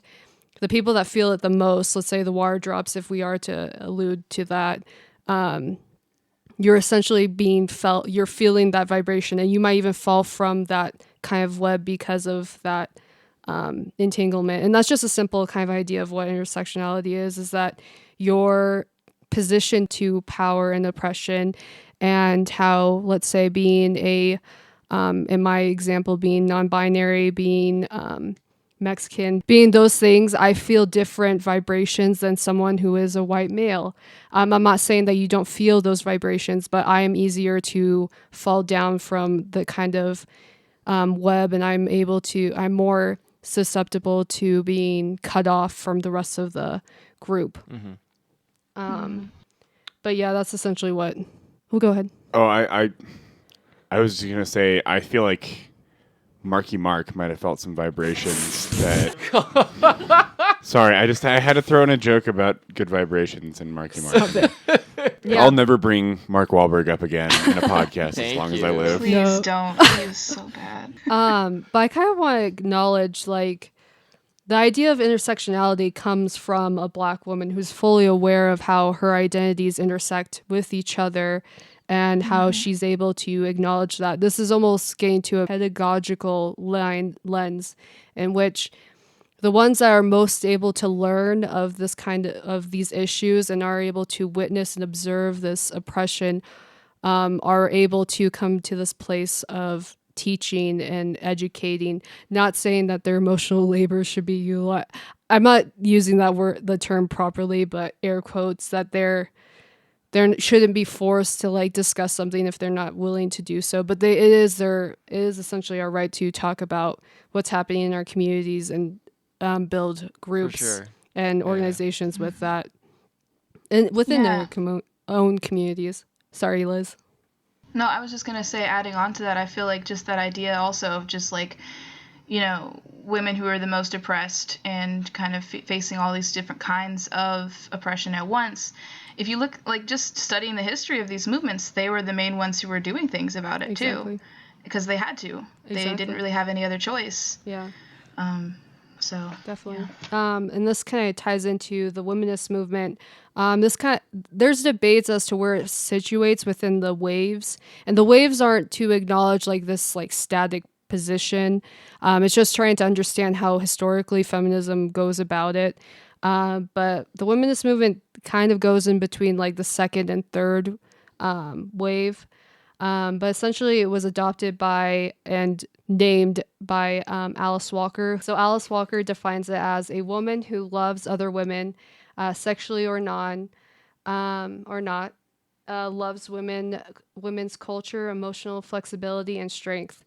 So essentially getting to that, the womenist movement seeks to understand all women, seeks to understand the different ways in which we interact, the way in which there's this kind of community built within it, and how do we work together for our liberation. The womenist movement is predominantly for Black women who are trying to be in dialogue with not being included with the suffragist movement, not being included with most of these predominant white middle-class women who co-opted this idea of liberation, but not understanding that their liberation is not the same as a Black woman's liberation. Some of the more famous theorists and talkers for the womenist movement are Bell Hook, who writes this piece about feminist theory from margin to center, which discusses to be in the margin is to be part of the whole, but outside of the main body. So you understand that you're part of the state, you understand that you're part of the system of oppression, but you will never be part of this, the ones that interact change, or not change, but interact power, that you won't be able to have your voice heard, your silence in some forms. She even writes Pedagogy of Hope, which talks about this, how you go about teaching your community, how you go about learning and organizing, which again, we'll talk about later on when we get to Marxist feminism. How do you go about organizing with teaching? And then lastly, we get to Audre Lorde, who talks about the Master's House. The Master's House was to allude to academia overall, the language utilized, and one cannot break or dismantle inherent oppressions of the system, and the university perpetrates and exists within the system. And then I'll repeat again that academia was shaken by feminism and theory, feminist theory, and utilized the language to validate and fraction different liberation movements by calling them reductionists, that they don't understand what they're saying, that they aren't equipped with this kind of language or scope of history. So for which raising ambiguity to who is oppressed, and what classifies oppression allows stalemate and frivolous debate. This is done by Judith Butler and Foucauldian thought, which acknowledges a being of power and an unknown source, and therefore lacks a name and a historical context to oppression, nor does it name capitalism as the main oppressor of such framings. So now we get to third wave, if you want to cover that, Liz. Yeah. So third wave, I don't have too much to say about it, aside from like how it kind of sucks. But I think there were just a couple of things I wanted to touch on that had kind of happened with third wave. So like I mentioned before, with third wave feminism, there is just this kind of breaking away from the radical politics of second wave feminism, like with this idea of power feminism, or really, which I would say is choice feminism. And so this shift of emphasis from being about the collective to being about the individual and their notions of empowerment. But there are a couple things that I think are worth mentioning, if not to critique, that have happened with third wave that have kind of spurred more like collective movements. So I'm sure all of you know about like the slut walks that are a thing. And just chuckles. Yeah. So they kind of started because I didn't even know this until recently. I didn't really know the origin. I mean, obviously we know that women have been like shamed and things like that for centuries, but there was a Toronto police officer in 2011 who was making a statement about campus safety where he was, and he essentially said that women shouldn't dress like sluts if they don't want to be victimized. Jesus. Which got a lot of people angry, rightfully so, and was kind of this beginning of these slut walks that were first held in Toronto in response. They only expected 100 protesters to show up, but 3,000 did. So these walks kind of like quickly happened all around the world in response.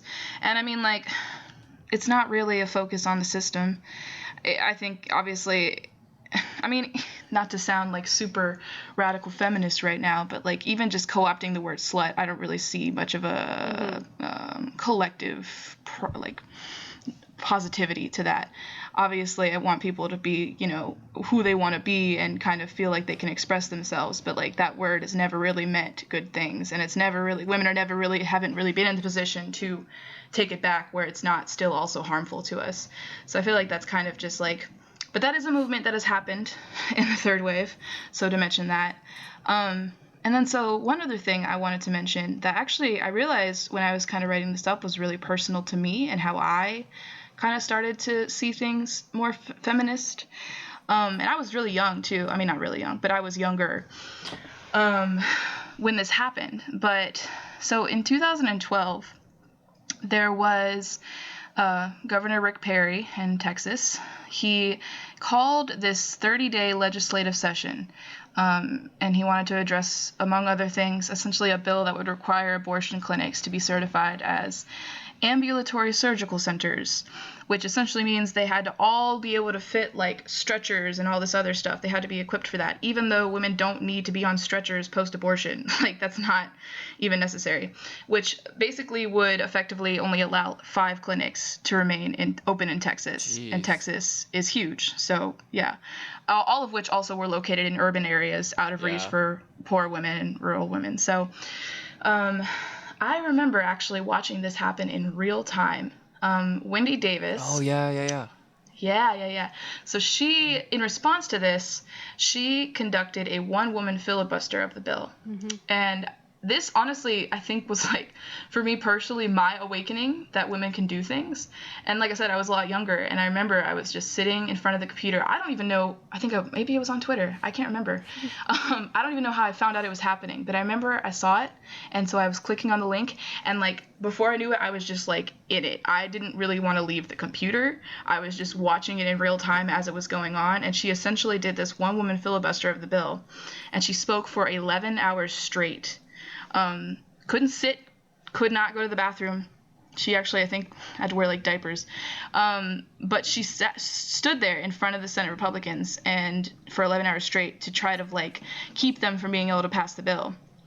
And one thing that I think was really amazing about it was also kind of like brought about this more collective action and response. And like I said, I remember watching this in real time. So as this was going on, and I think news was reporting on it more, people were becoming aware of it, thousands of people crowded into the Capitol in support of her. And like by around 11 p.m., when it became clear that the Republicans might succeed in passing the bill, protesters started cheering out so loudly and in support of Wendy that they could not, like, they drowned out the Senate procedures altogether. And like they couldn't do anything. Oh yeah. Which was great. And like I said, watching that in real time was I still remember that being an amazing thing to see. So like as a result of that, the Senate wasn't able to complete the vote until like 12:03 a.m. And unfortunately, they passed it eventually, which sucks. But this I think is a really good example of just like how there is potential and need for collective action, and just how much we can do and how much we can be inspired by each other. And so, and also one thing to note about that is like after they passed the bill, and like when there was a second round of protesters who returned to the Capitol, they were, apprehended by police. And so the pamphlets they brought were confiscated, but their tampons were also confiscated for what they considered extra safety measures.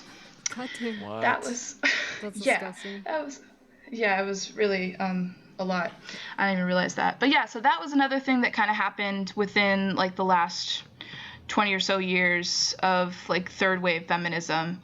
I mean, also you could mention the Me Too movement. I don't really want to go into that too much, but I mean, that's another example of kind of like, I would say the consciousness that exists right now among most women. But I mean, the Me Too movement didn't lead to any kind of liberatory feminist movements or anything like that. But that is another example of kind of what has happened in the third wave. But I think that kind of ties into the overall concepts that I think we were going to discuss about like choice feminism and other things soon. So that's kind of what I had for third wave. That's good. I don't have really anything for third wave. I'm not like a fan of that, so I just didn't want to. Yeah, but definitely there's more waves as well. I think there's a fourth and fifth. People argue that we're in the fifth wave right now, which again it talks about how kind of obnoxious these waves get at, because it continually builds upon each other, and that we don't know really where we exist, but we want to try to have like a historical lens as to how these movements work. In a sense, how these baby steps are to liberation, but they don't really lead to overall liberation altogether. But yeah, so I guess we can get into Marxist/materialist feminism. So I will just talk briefly by an article written by Monique Wittig, which is defined as "one is not born a woman." And essentially what Wittig argues is that thus is our, women, historical task, and only ours, to define what we call oppression in materialist terms, to make it evident that women are a class, which is to say that the category woman as well as category of man are political and economic categories, not eternal ones. Our fight aims to suppress men as a class, not through a genocidal, but a political struggle. Once the class men disappears, women as a class will disappear as well, for there are no slaves without masters. So similar to what Simone de Beauvoir was getting at as well, is that without masculinity, you cannot have a femininity, because those two positions oppose each other. They have a distinct class division, and with the witch hunts, with what Liz was talking about, that in order for you to suppress women, you have to have men violently take over them, if that makes sense. Violently take over them and then speak horrible things and do horrible things in those kind of terms. Marxist feminism is the same thing, to acknowledge that women are a class. There's a historical projection which works that women have to be defined as a class in order for you to suppress them, and then through the kind of liberation, only liberation exists within women, through them becoming this kind of proletariat. Women or they are proletariat, but they become this figure of the proletariat, and that leadership should be under women and those oppressed under such names, even like Black women, Black men, Latinx women, Latinx men, non-binary people, list goes on. But essentially those who understand the oppression of the state are the only ones that were able to pedagogically and also with kind of a revolutionary fervor are able to build up a momentum enough to move from their center and move past to the margins in order for them to work, or move from the margins into the center and take over essentially the state and essentially a dictatorship of the proletariat, if that makes. Hell yeah. Hell yeah. Okay. Hell yeah. ML hours, who up? Okay. Proles pod is. With talking about the dictatorship of the proletariat, and obviously that comes along with this idea that like we have to do away with the power structures that have existed previously. We have to liquidate the bourgeoisie. We have to liquidate what exists that oppresses the people of the world. That must also in and of itself transfer over to the liquidation of men. And you hit that, like the liquidation of masculinity liquidates femininity, like brings about more equality between things. But like, I think as leftists, as people who care about the liberation of peoples the world across, it comes down to us. It comes down to Ethan and I, these two bystanders on this really amazing episode of this podcast, making really awful jokes, but really learning a lot of great things. It comes down to us to understand that like we have to cease to hold and exist within power structures if anything is going to change. Like men, maleness, masculinity all have to be erased to make any kind of progress. Exactly. This just reminds me of something that I went on a little Twitter rant about recently. Basically about how people often say, with the overthrow of capitalism will come the overthrow of patriarchy. But I think that that's pretty naive, and we need to reflect that before anything even happens. So a lot of men will call themselves Marxists, but they treat women like shit, or they have this really implicit bias against women, and they don't treat them seriously. So I think we really need to have that actual living fiber of equality in our circles before anything will even happen, because really it's just pretending and like fake identities and facades until it actually is created within our circles. So yeah. Exactly. So this can deviate into both of our talks, both like with organizing, what does that look like, but also sex work, how men have co-opted this. If you want Liz talk about, I guess, we'll talk about sex work first. Liz, do you want to talk about that? Yeah, And I can start talking about that. Yeah, so I mean, like, it feels like every month there's like new discourse about sex work. Literally, it's just the same things recycled. Today's was especially bad. But I mean, there is like these two kind of, it feels like conflicting views on sex work, which I think kind of tie into like what I was mentioning before about like how a lot of third wave feminism has been centered around choice and empowerment and individualism. And so usually like the main kind of sides of the discourse are going to be the people who are like pro sex work no matter what, even without capitalism being a thing, or the people who kind of have more of a materialist approach to it and kind of understand that, while there are individuals who may enjoy it, there are also individuals who enjoy working under capitalism. That doesn't necessarily mean that we need to keep that around, especially when it's inherently impressive and inherently kind of tied into division between men and women. So then there's always these arguments about like, well, you're talking over sex workers when a lot of people who are talking are sex workers or are people who have experienced like sexual violence that is commonly experienced on the job. So, I mean, like, obviously the main kind of line to hold and that I hold about sex work is that, obviously we're not trying to devalue the people who participate in sex work that are women or that, that are the people who provide that. But there needs to be an analysis on the people who are actually soliciting it, and so often there isn't one.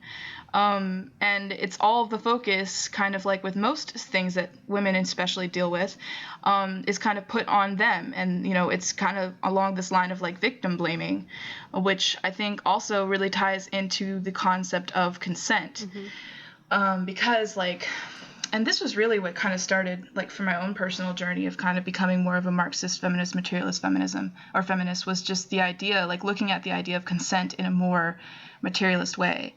Because I think the notions of individualism and choice feminism kind of stem from this idea that people can make choices outside of what influences them to make those choices.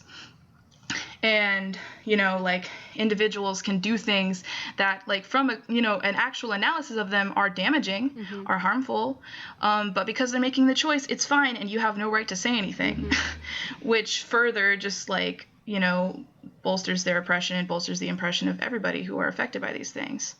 So the idea of consent is really not a concept that can make up for the overall oppression that women experience, because women are raised from birth to feel our worth is tied to being available to men, to our connections to men, to to the root of our sexuality, which is really kind of dictated as us being submissive. And men fitting the being more dominant. That's really where our ideals of sexuality come from that are forced onto us. So if you're just using consent as the only thing that matters, people can consent to things, in quotations, that are harmful to them. And what does that mean? Oh, because you consented, it's fine? People apply that to, sexual abuse and rape. And that's why there's never really, there's not as much of a focus on the people doing the violence. There's never really well, what was he wearing? What was he doing? It's what was she doing? What did she say? And ignoring what may have made her feel like she had to say that. And not even just within the moment, but just within her socialization as a woman.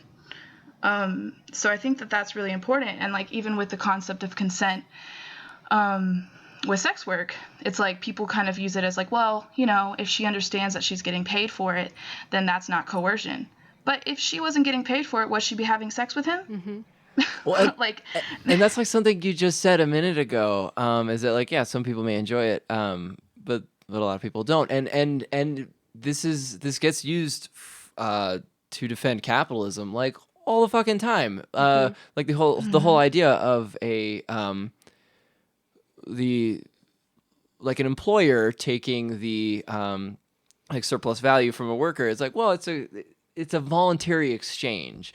But but our whole thing as Marxists, our whole argument against that is that what kind of meaningful, how is it voluntary when you are ultimately coerced by all these other things? And I think that absolutely extends to what you're just talking about, or at least that's what it sounds like to me. Definitely what you were talking about, Liz, is that essentially we have to utilize the words consent. They talk about sex positivity as in this is a choice by the women and anyone else that have to perform sex work.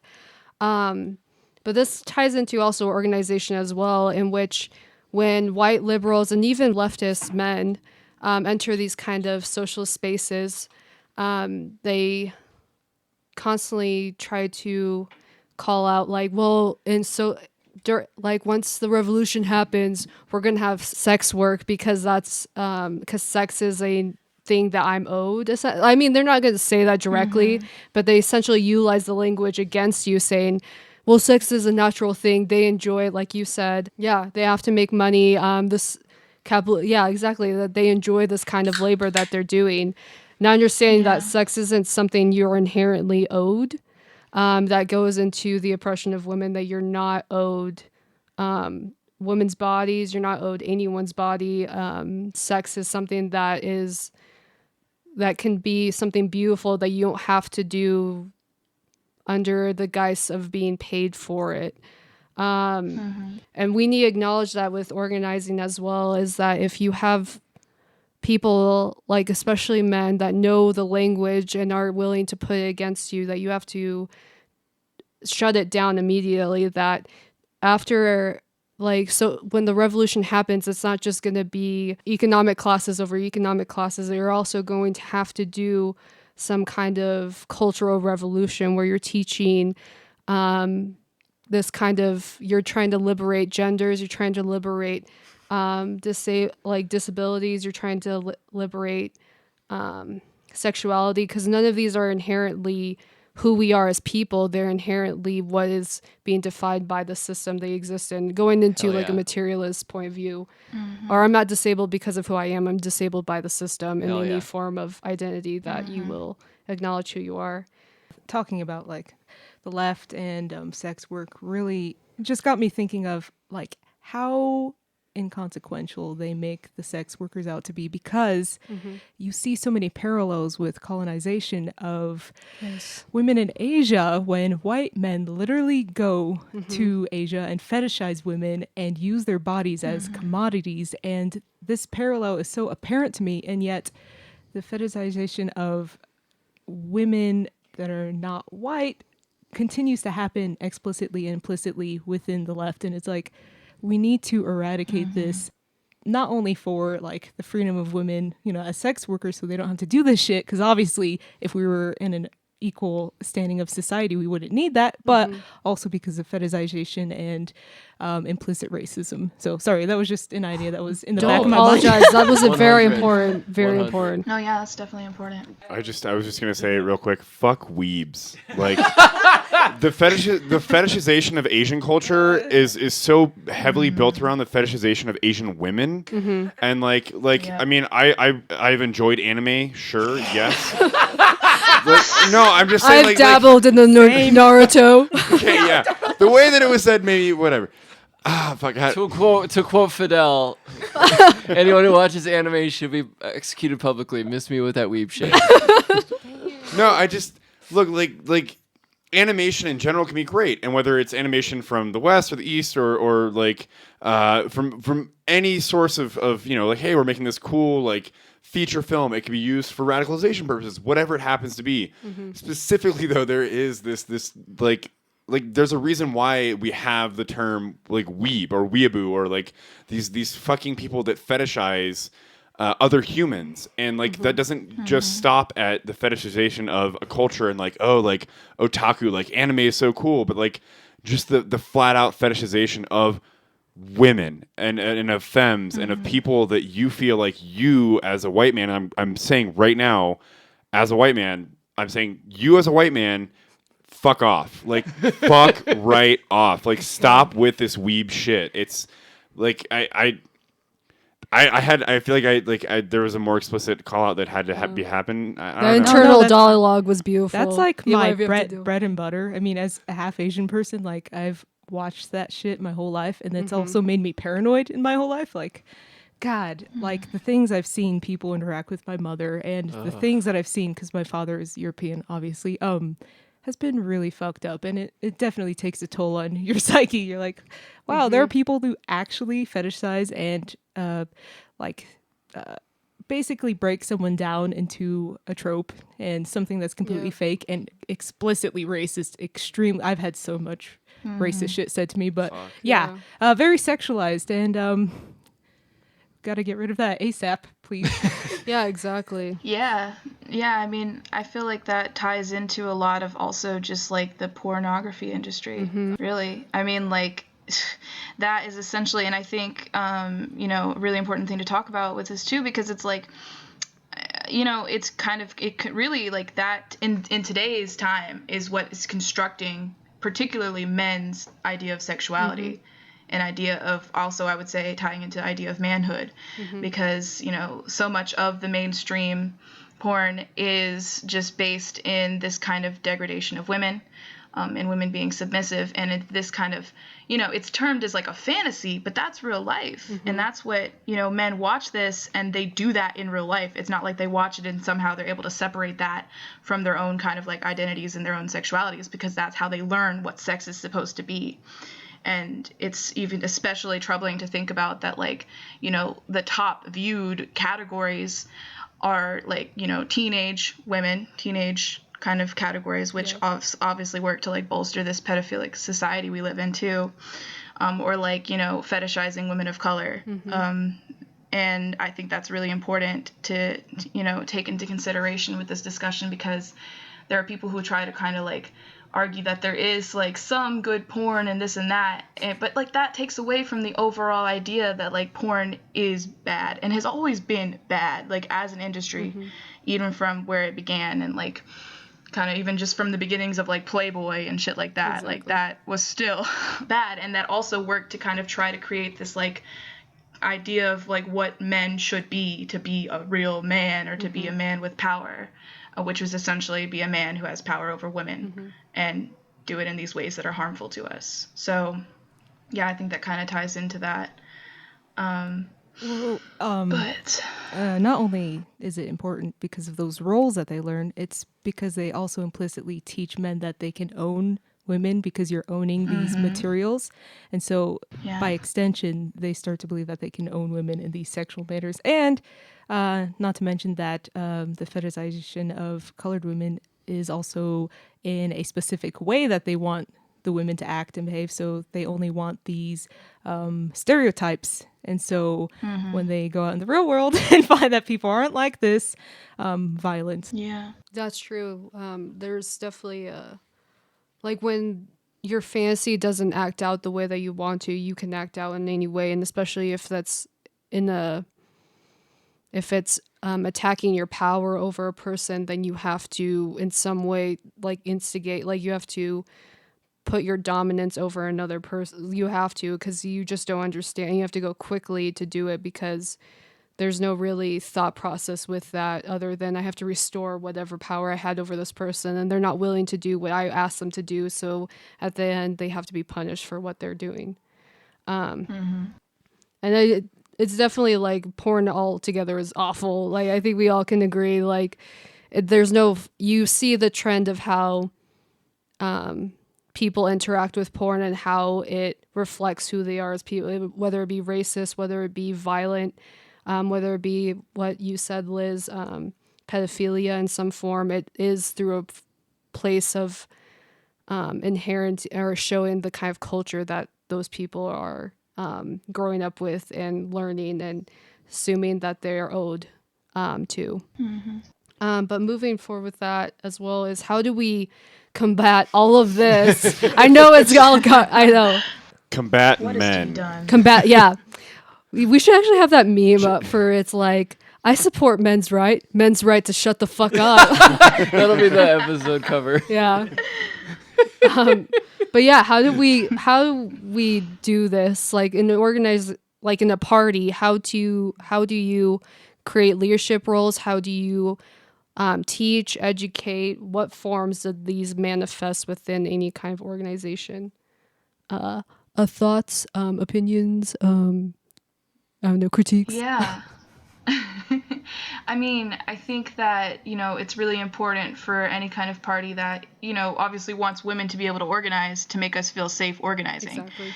And that kind of ties into, there needs to be a really thorough vetting process of who is allowed to be organizing within the group. And, you know, it means that, you know, especially men who are allowed to do this kind of work, they need to be men who are aware of what their manhood means and aware that they, you know, should not be in a group to try and get women, or, you know, like organizing for that purpose, which I've interacted with men in my organizing that have tried to do that.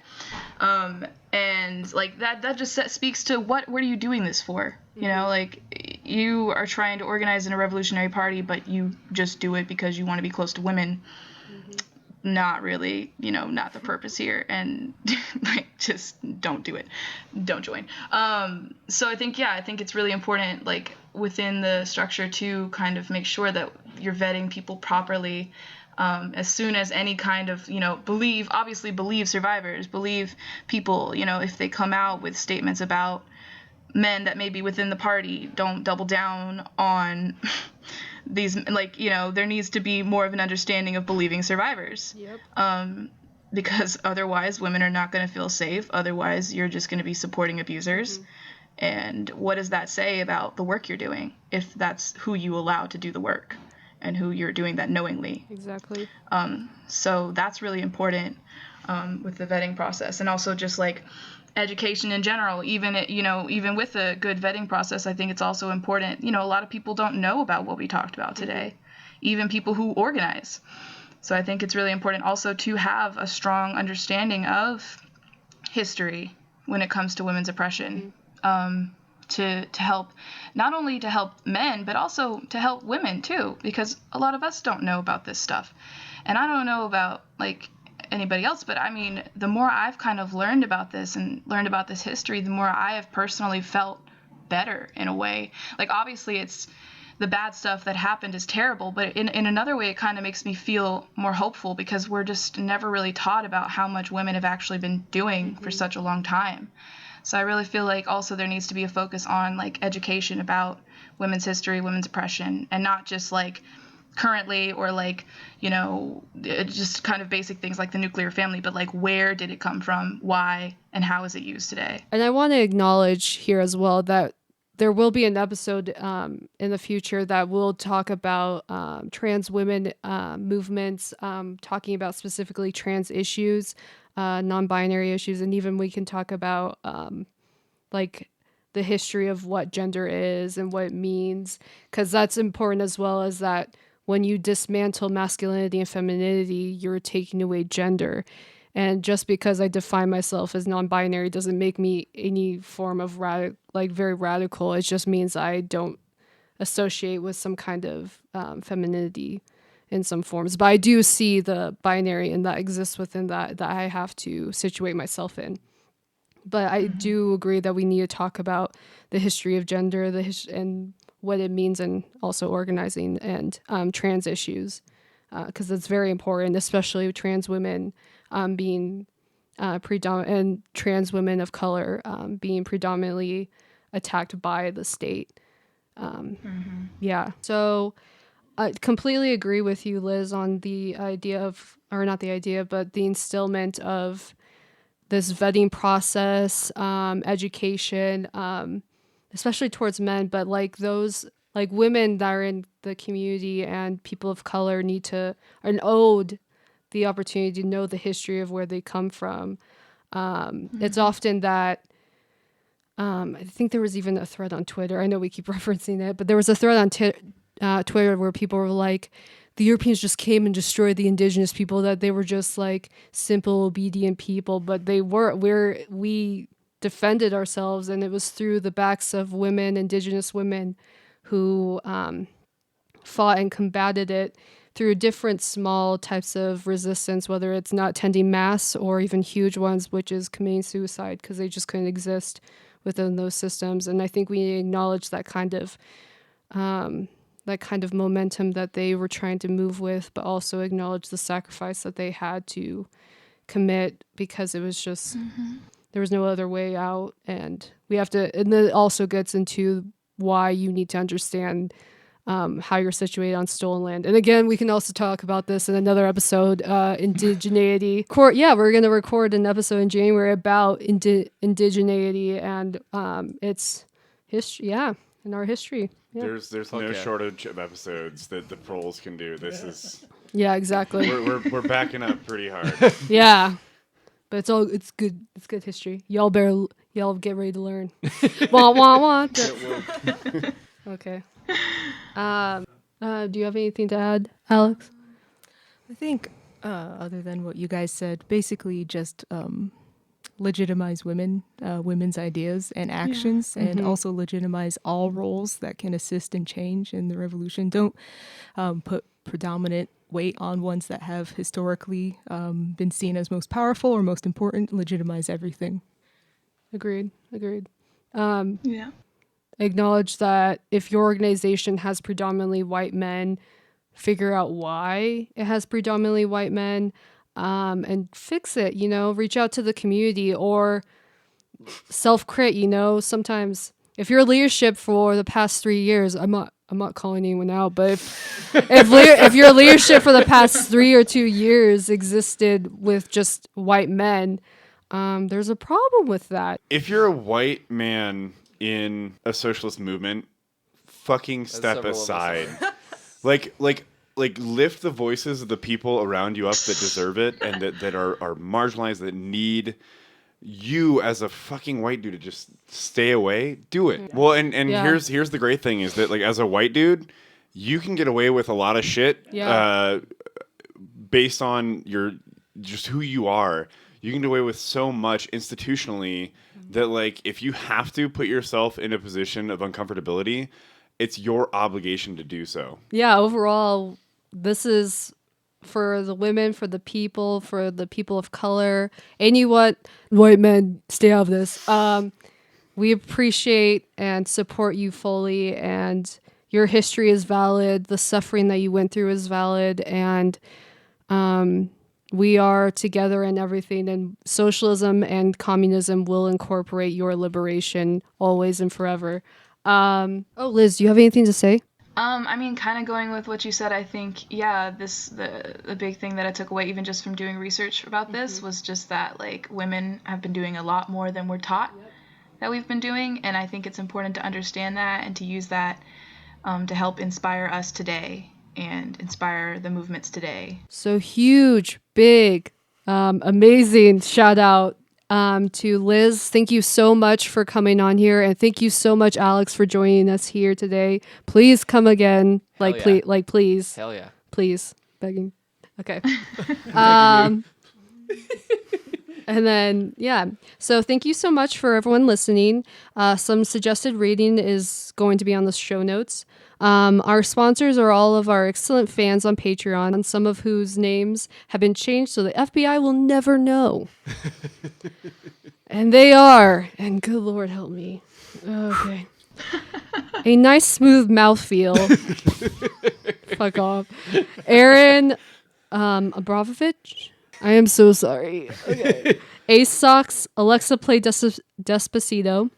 Alice, Anna, Arturo, Big, Banan, Bennett, Brandon, Brendan, Brock, Brian, Cameron, Cassie, Cedar, Chase, Christoph, Clayton, Commissar Taco, Commissaurus Rex, Comrade Benj, Dan, Danny, Dave, David, Don, Dean, Diego, Eric, Ethan, not that one, Ewan, Felix, Francis, our filthy comrade, Gius, Gratuous, I'm so sorry, Grant, Greg, other Greg, Harvey, Hyder, Hudson, Hidden File, Ewan, J. Martle, J.H.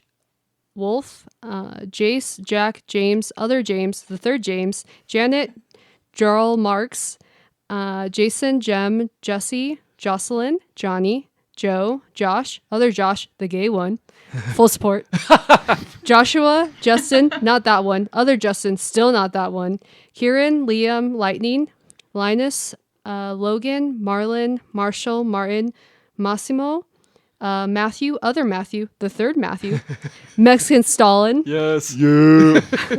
Michael, Mike, Mitchell, Mobin, Morgan, Nathan, Pablo, Paul, other Paul, Peter, Quentin, Radio Blur, Raphael, Rain, Randall, Real Joe Rogan, Revolutionary Left Radio, RN Hornets, Ryan, Sabat, Kitty, Sajid, Samuel, Sebastian, Seal, Shane, Sean, Tadici, Talking Socks, The Cardinal Cadre, The Proletariat, Thomas, Tim, Trauma Lee, TVVV, Vincent, Violet, Walter, William, and Zachary. All of these people are heroes of the revolution and make it so much easier for us to make this podcast for you. Please don't forget to rate and review on your favorite podcast app. Like us on Facebook.com/ProlesPod and follow us on Twitter @ProlesPod.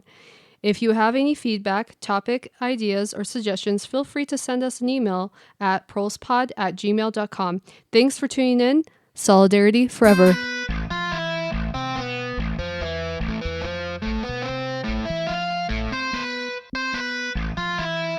Yes, I'm angry. I got a lot to be angry about. No, I gotta get it off my chest.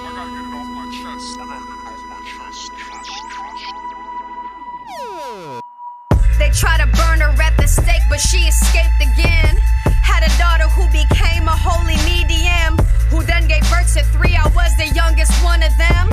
My lineage will never die, not for the smallest men.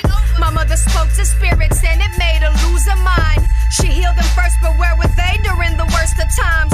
I watched it all, I watched my sisters fall apart. I fucking hate it. Now I'm smarter than it all, harder than before. But now I understand the power I possess. I never speak a word, karma gets the rest. Me, I just assist. A plague on patriarchy, murderer, a misogynist. I kill white supremacists, white feminists, white apologists.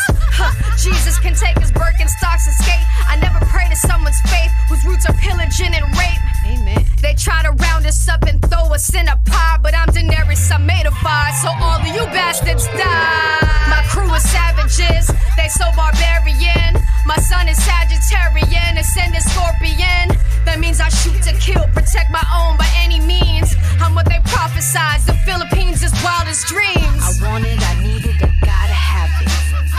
I want it, I need it, I gotta have it.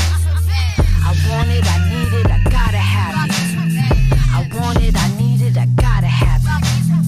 They blasting at us, but they need bigger bullets, better guns. I'm Mother Nature, so respect me, you all my sons. I'm raining on your rising waters, about to flood you out. I'm Lilith, I don't buy Adam shit, I just kick him out. And leave him with that EVE who'd rather shut him out. And take the blame for why his holy dick is always out. I pray to gods of many faiths in multiple forms. Let Mother Nature take its course if she wanna abort. You try to burn us, but instead you clear the brush so we can multiply and spread and heal the damage that you did to us. I hid my magic in Hail Marys and rosaries. They drank the Kool-Aid, but religion ain't the drug for me. I carry 7,000 islands on an ocean breeze. Inside my womb while I'm plotting on my enemies. A baby on my back, a bolo in my hand, protecting my future. Die for my descendants to have their own land. Mother Nature so respect me, you all my sons. Mother Nature so respect me, you all my sons. Mother Nature so respect me, you all my sons. Mother Nature so respect me, you all my sons. I want it, I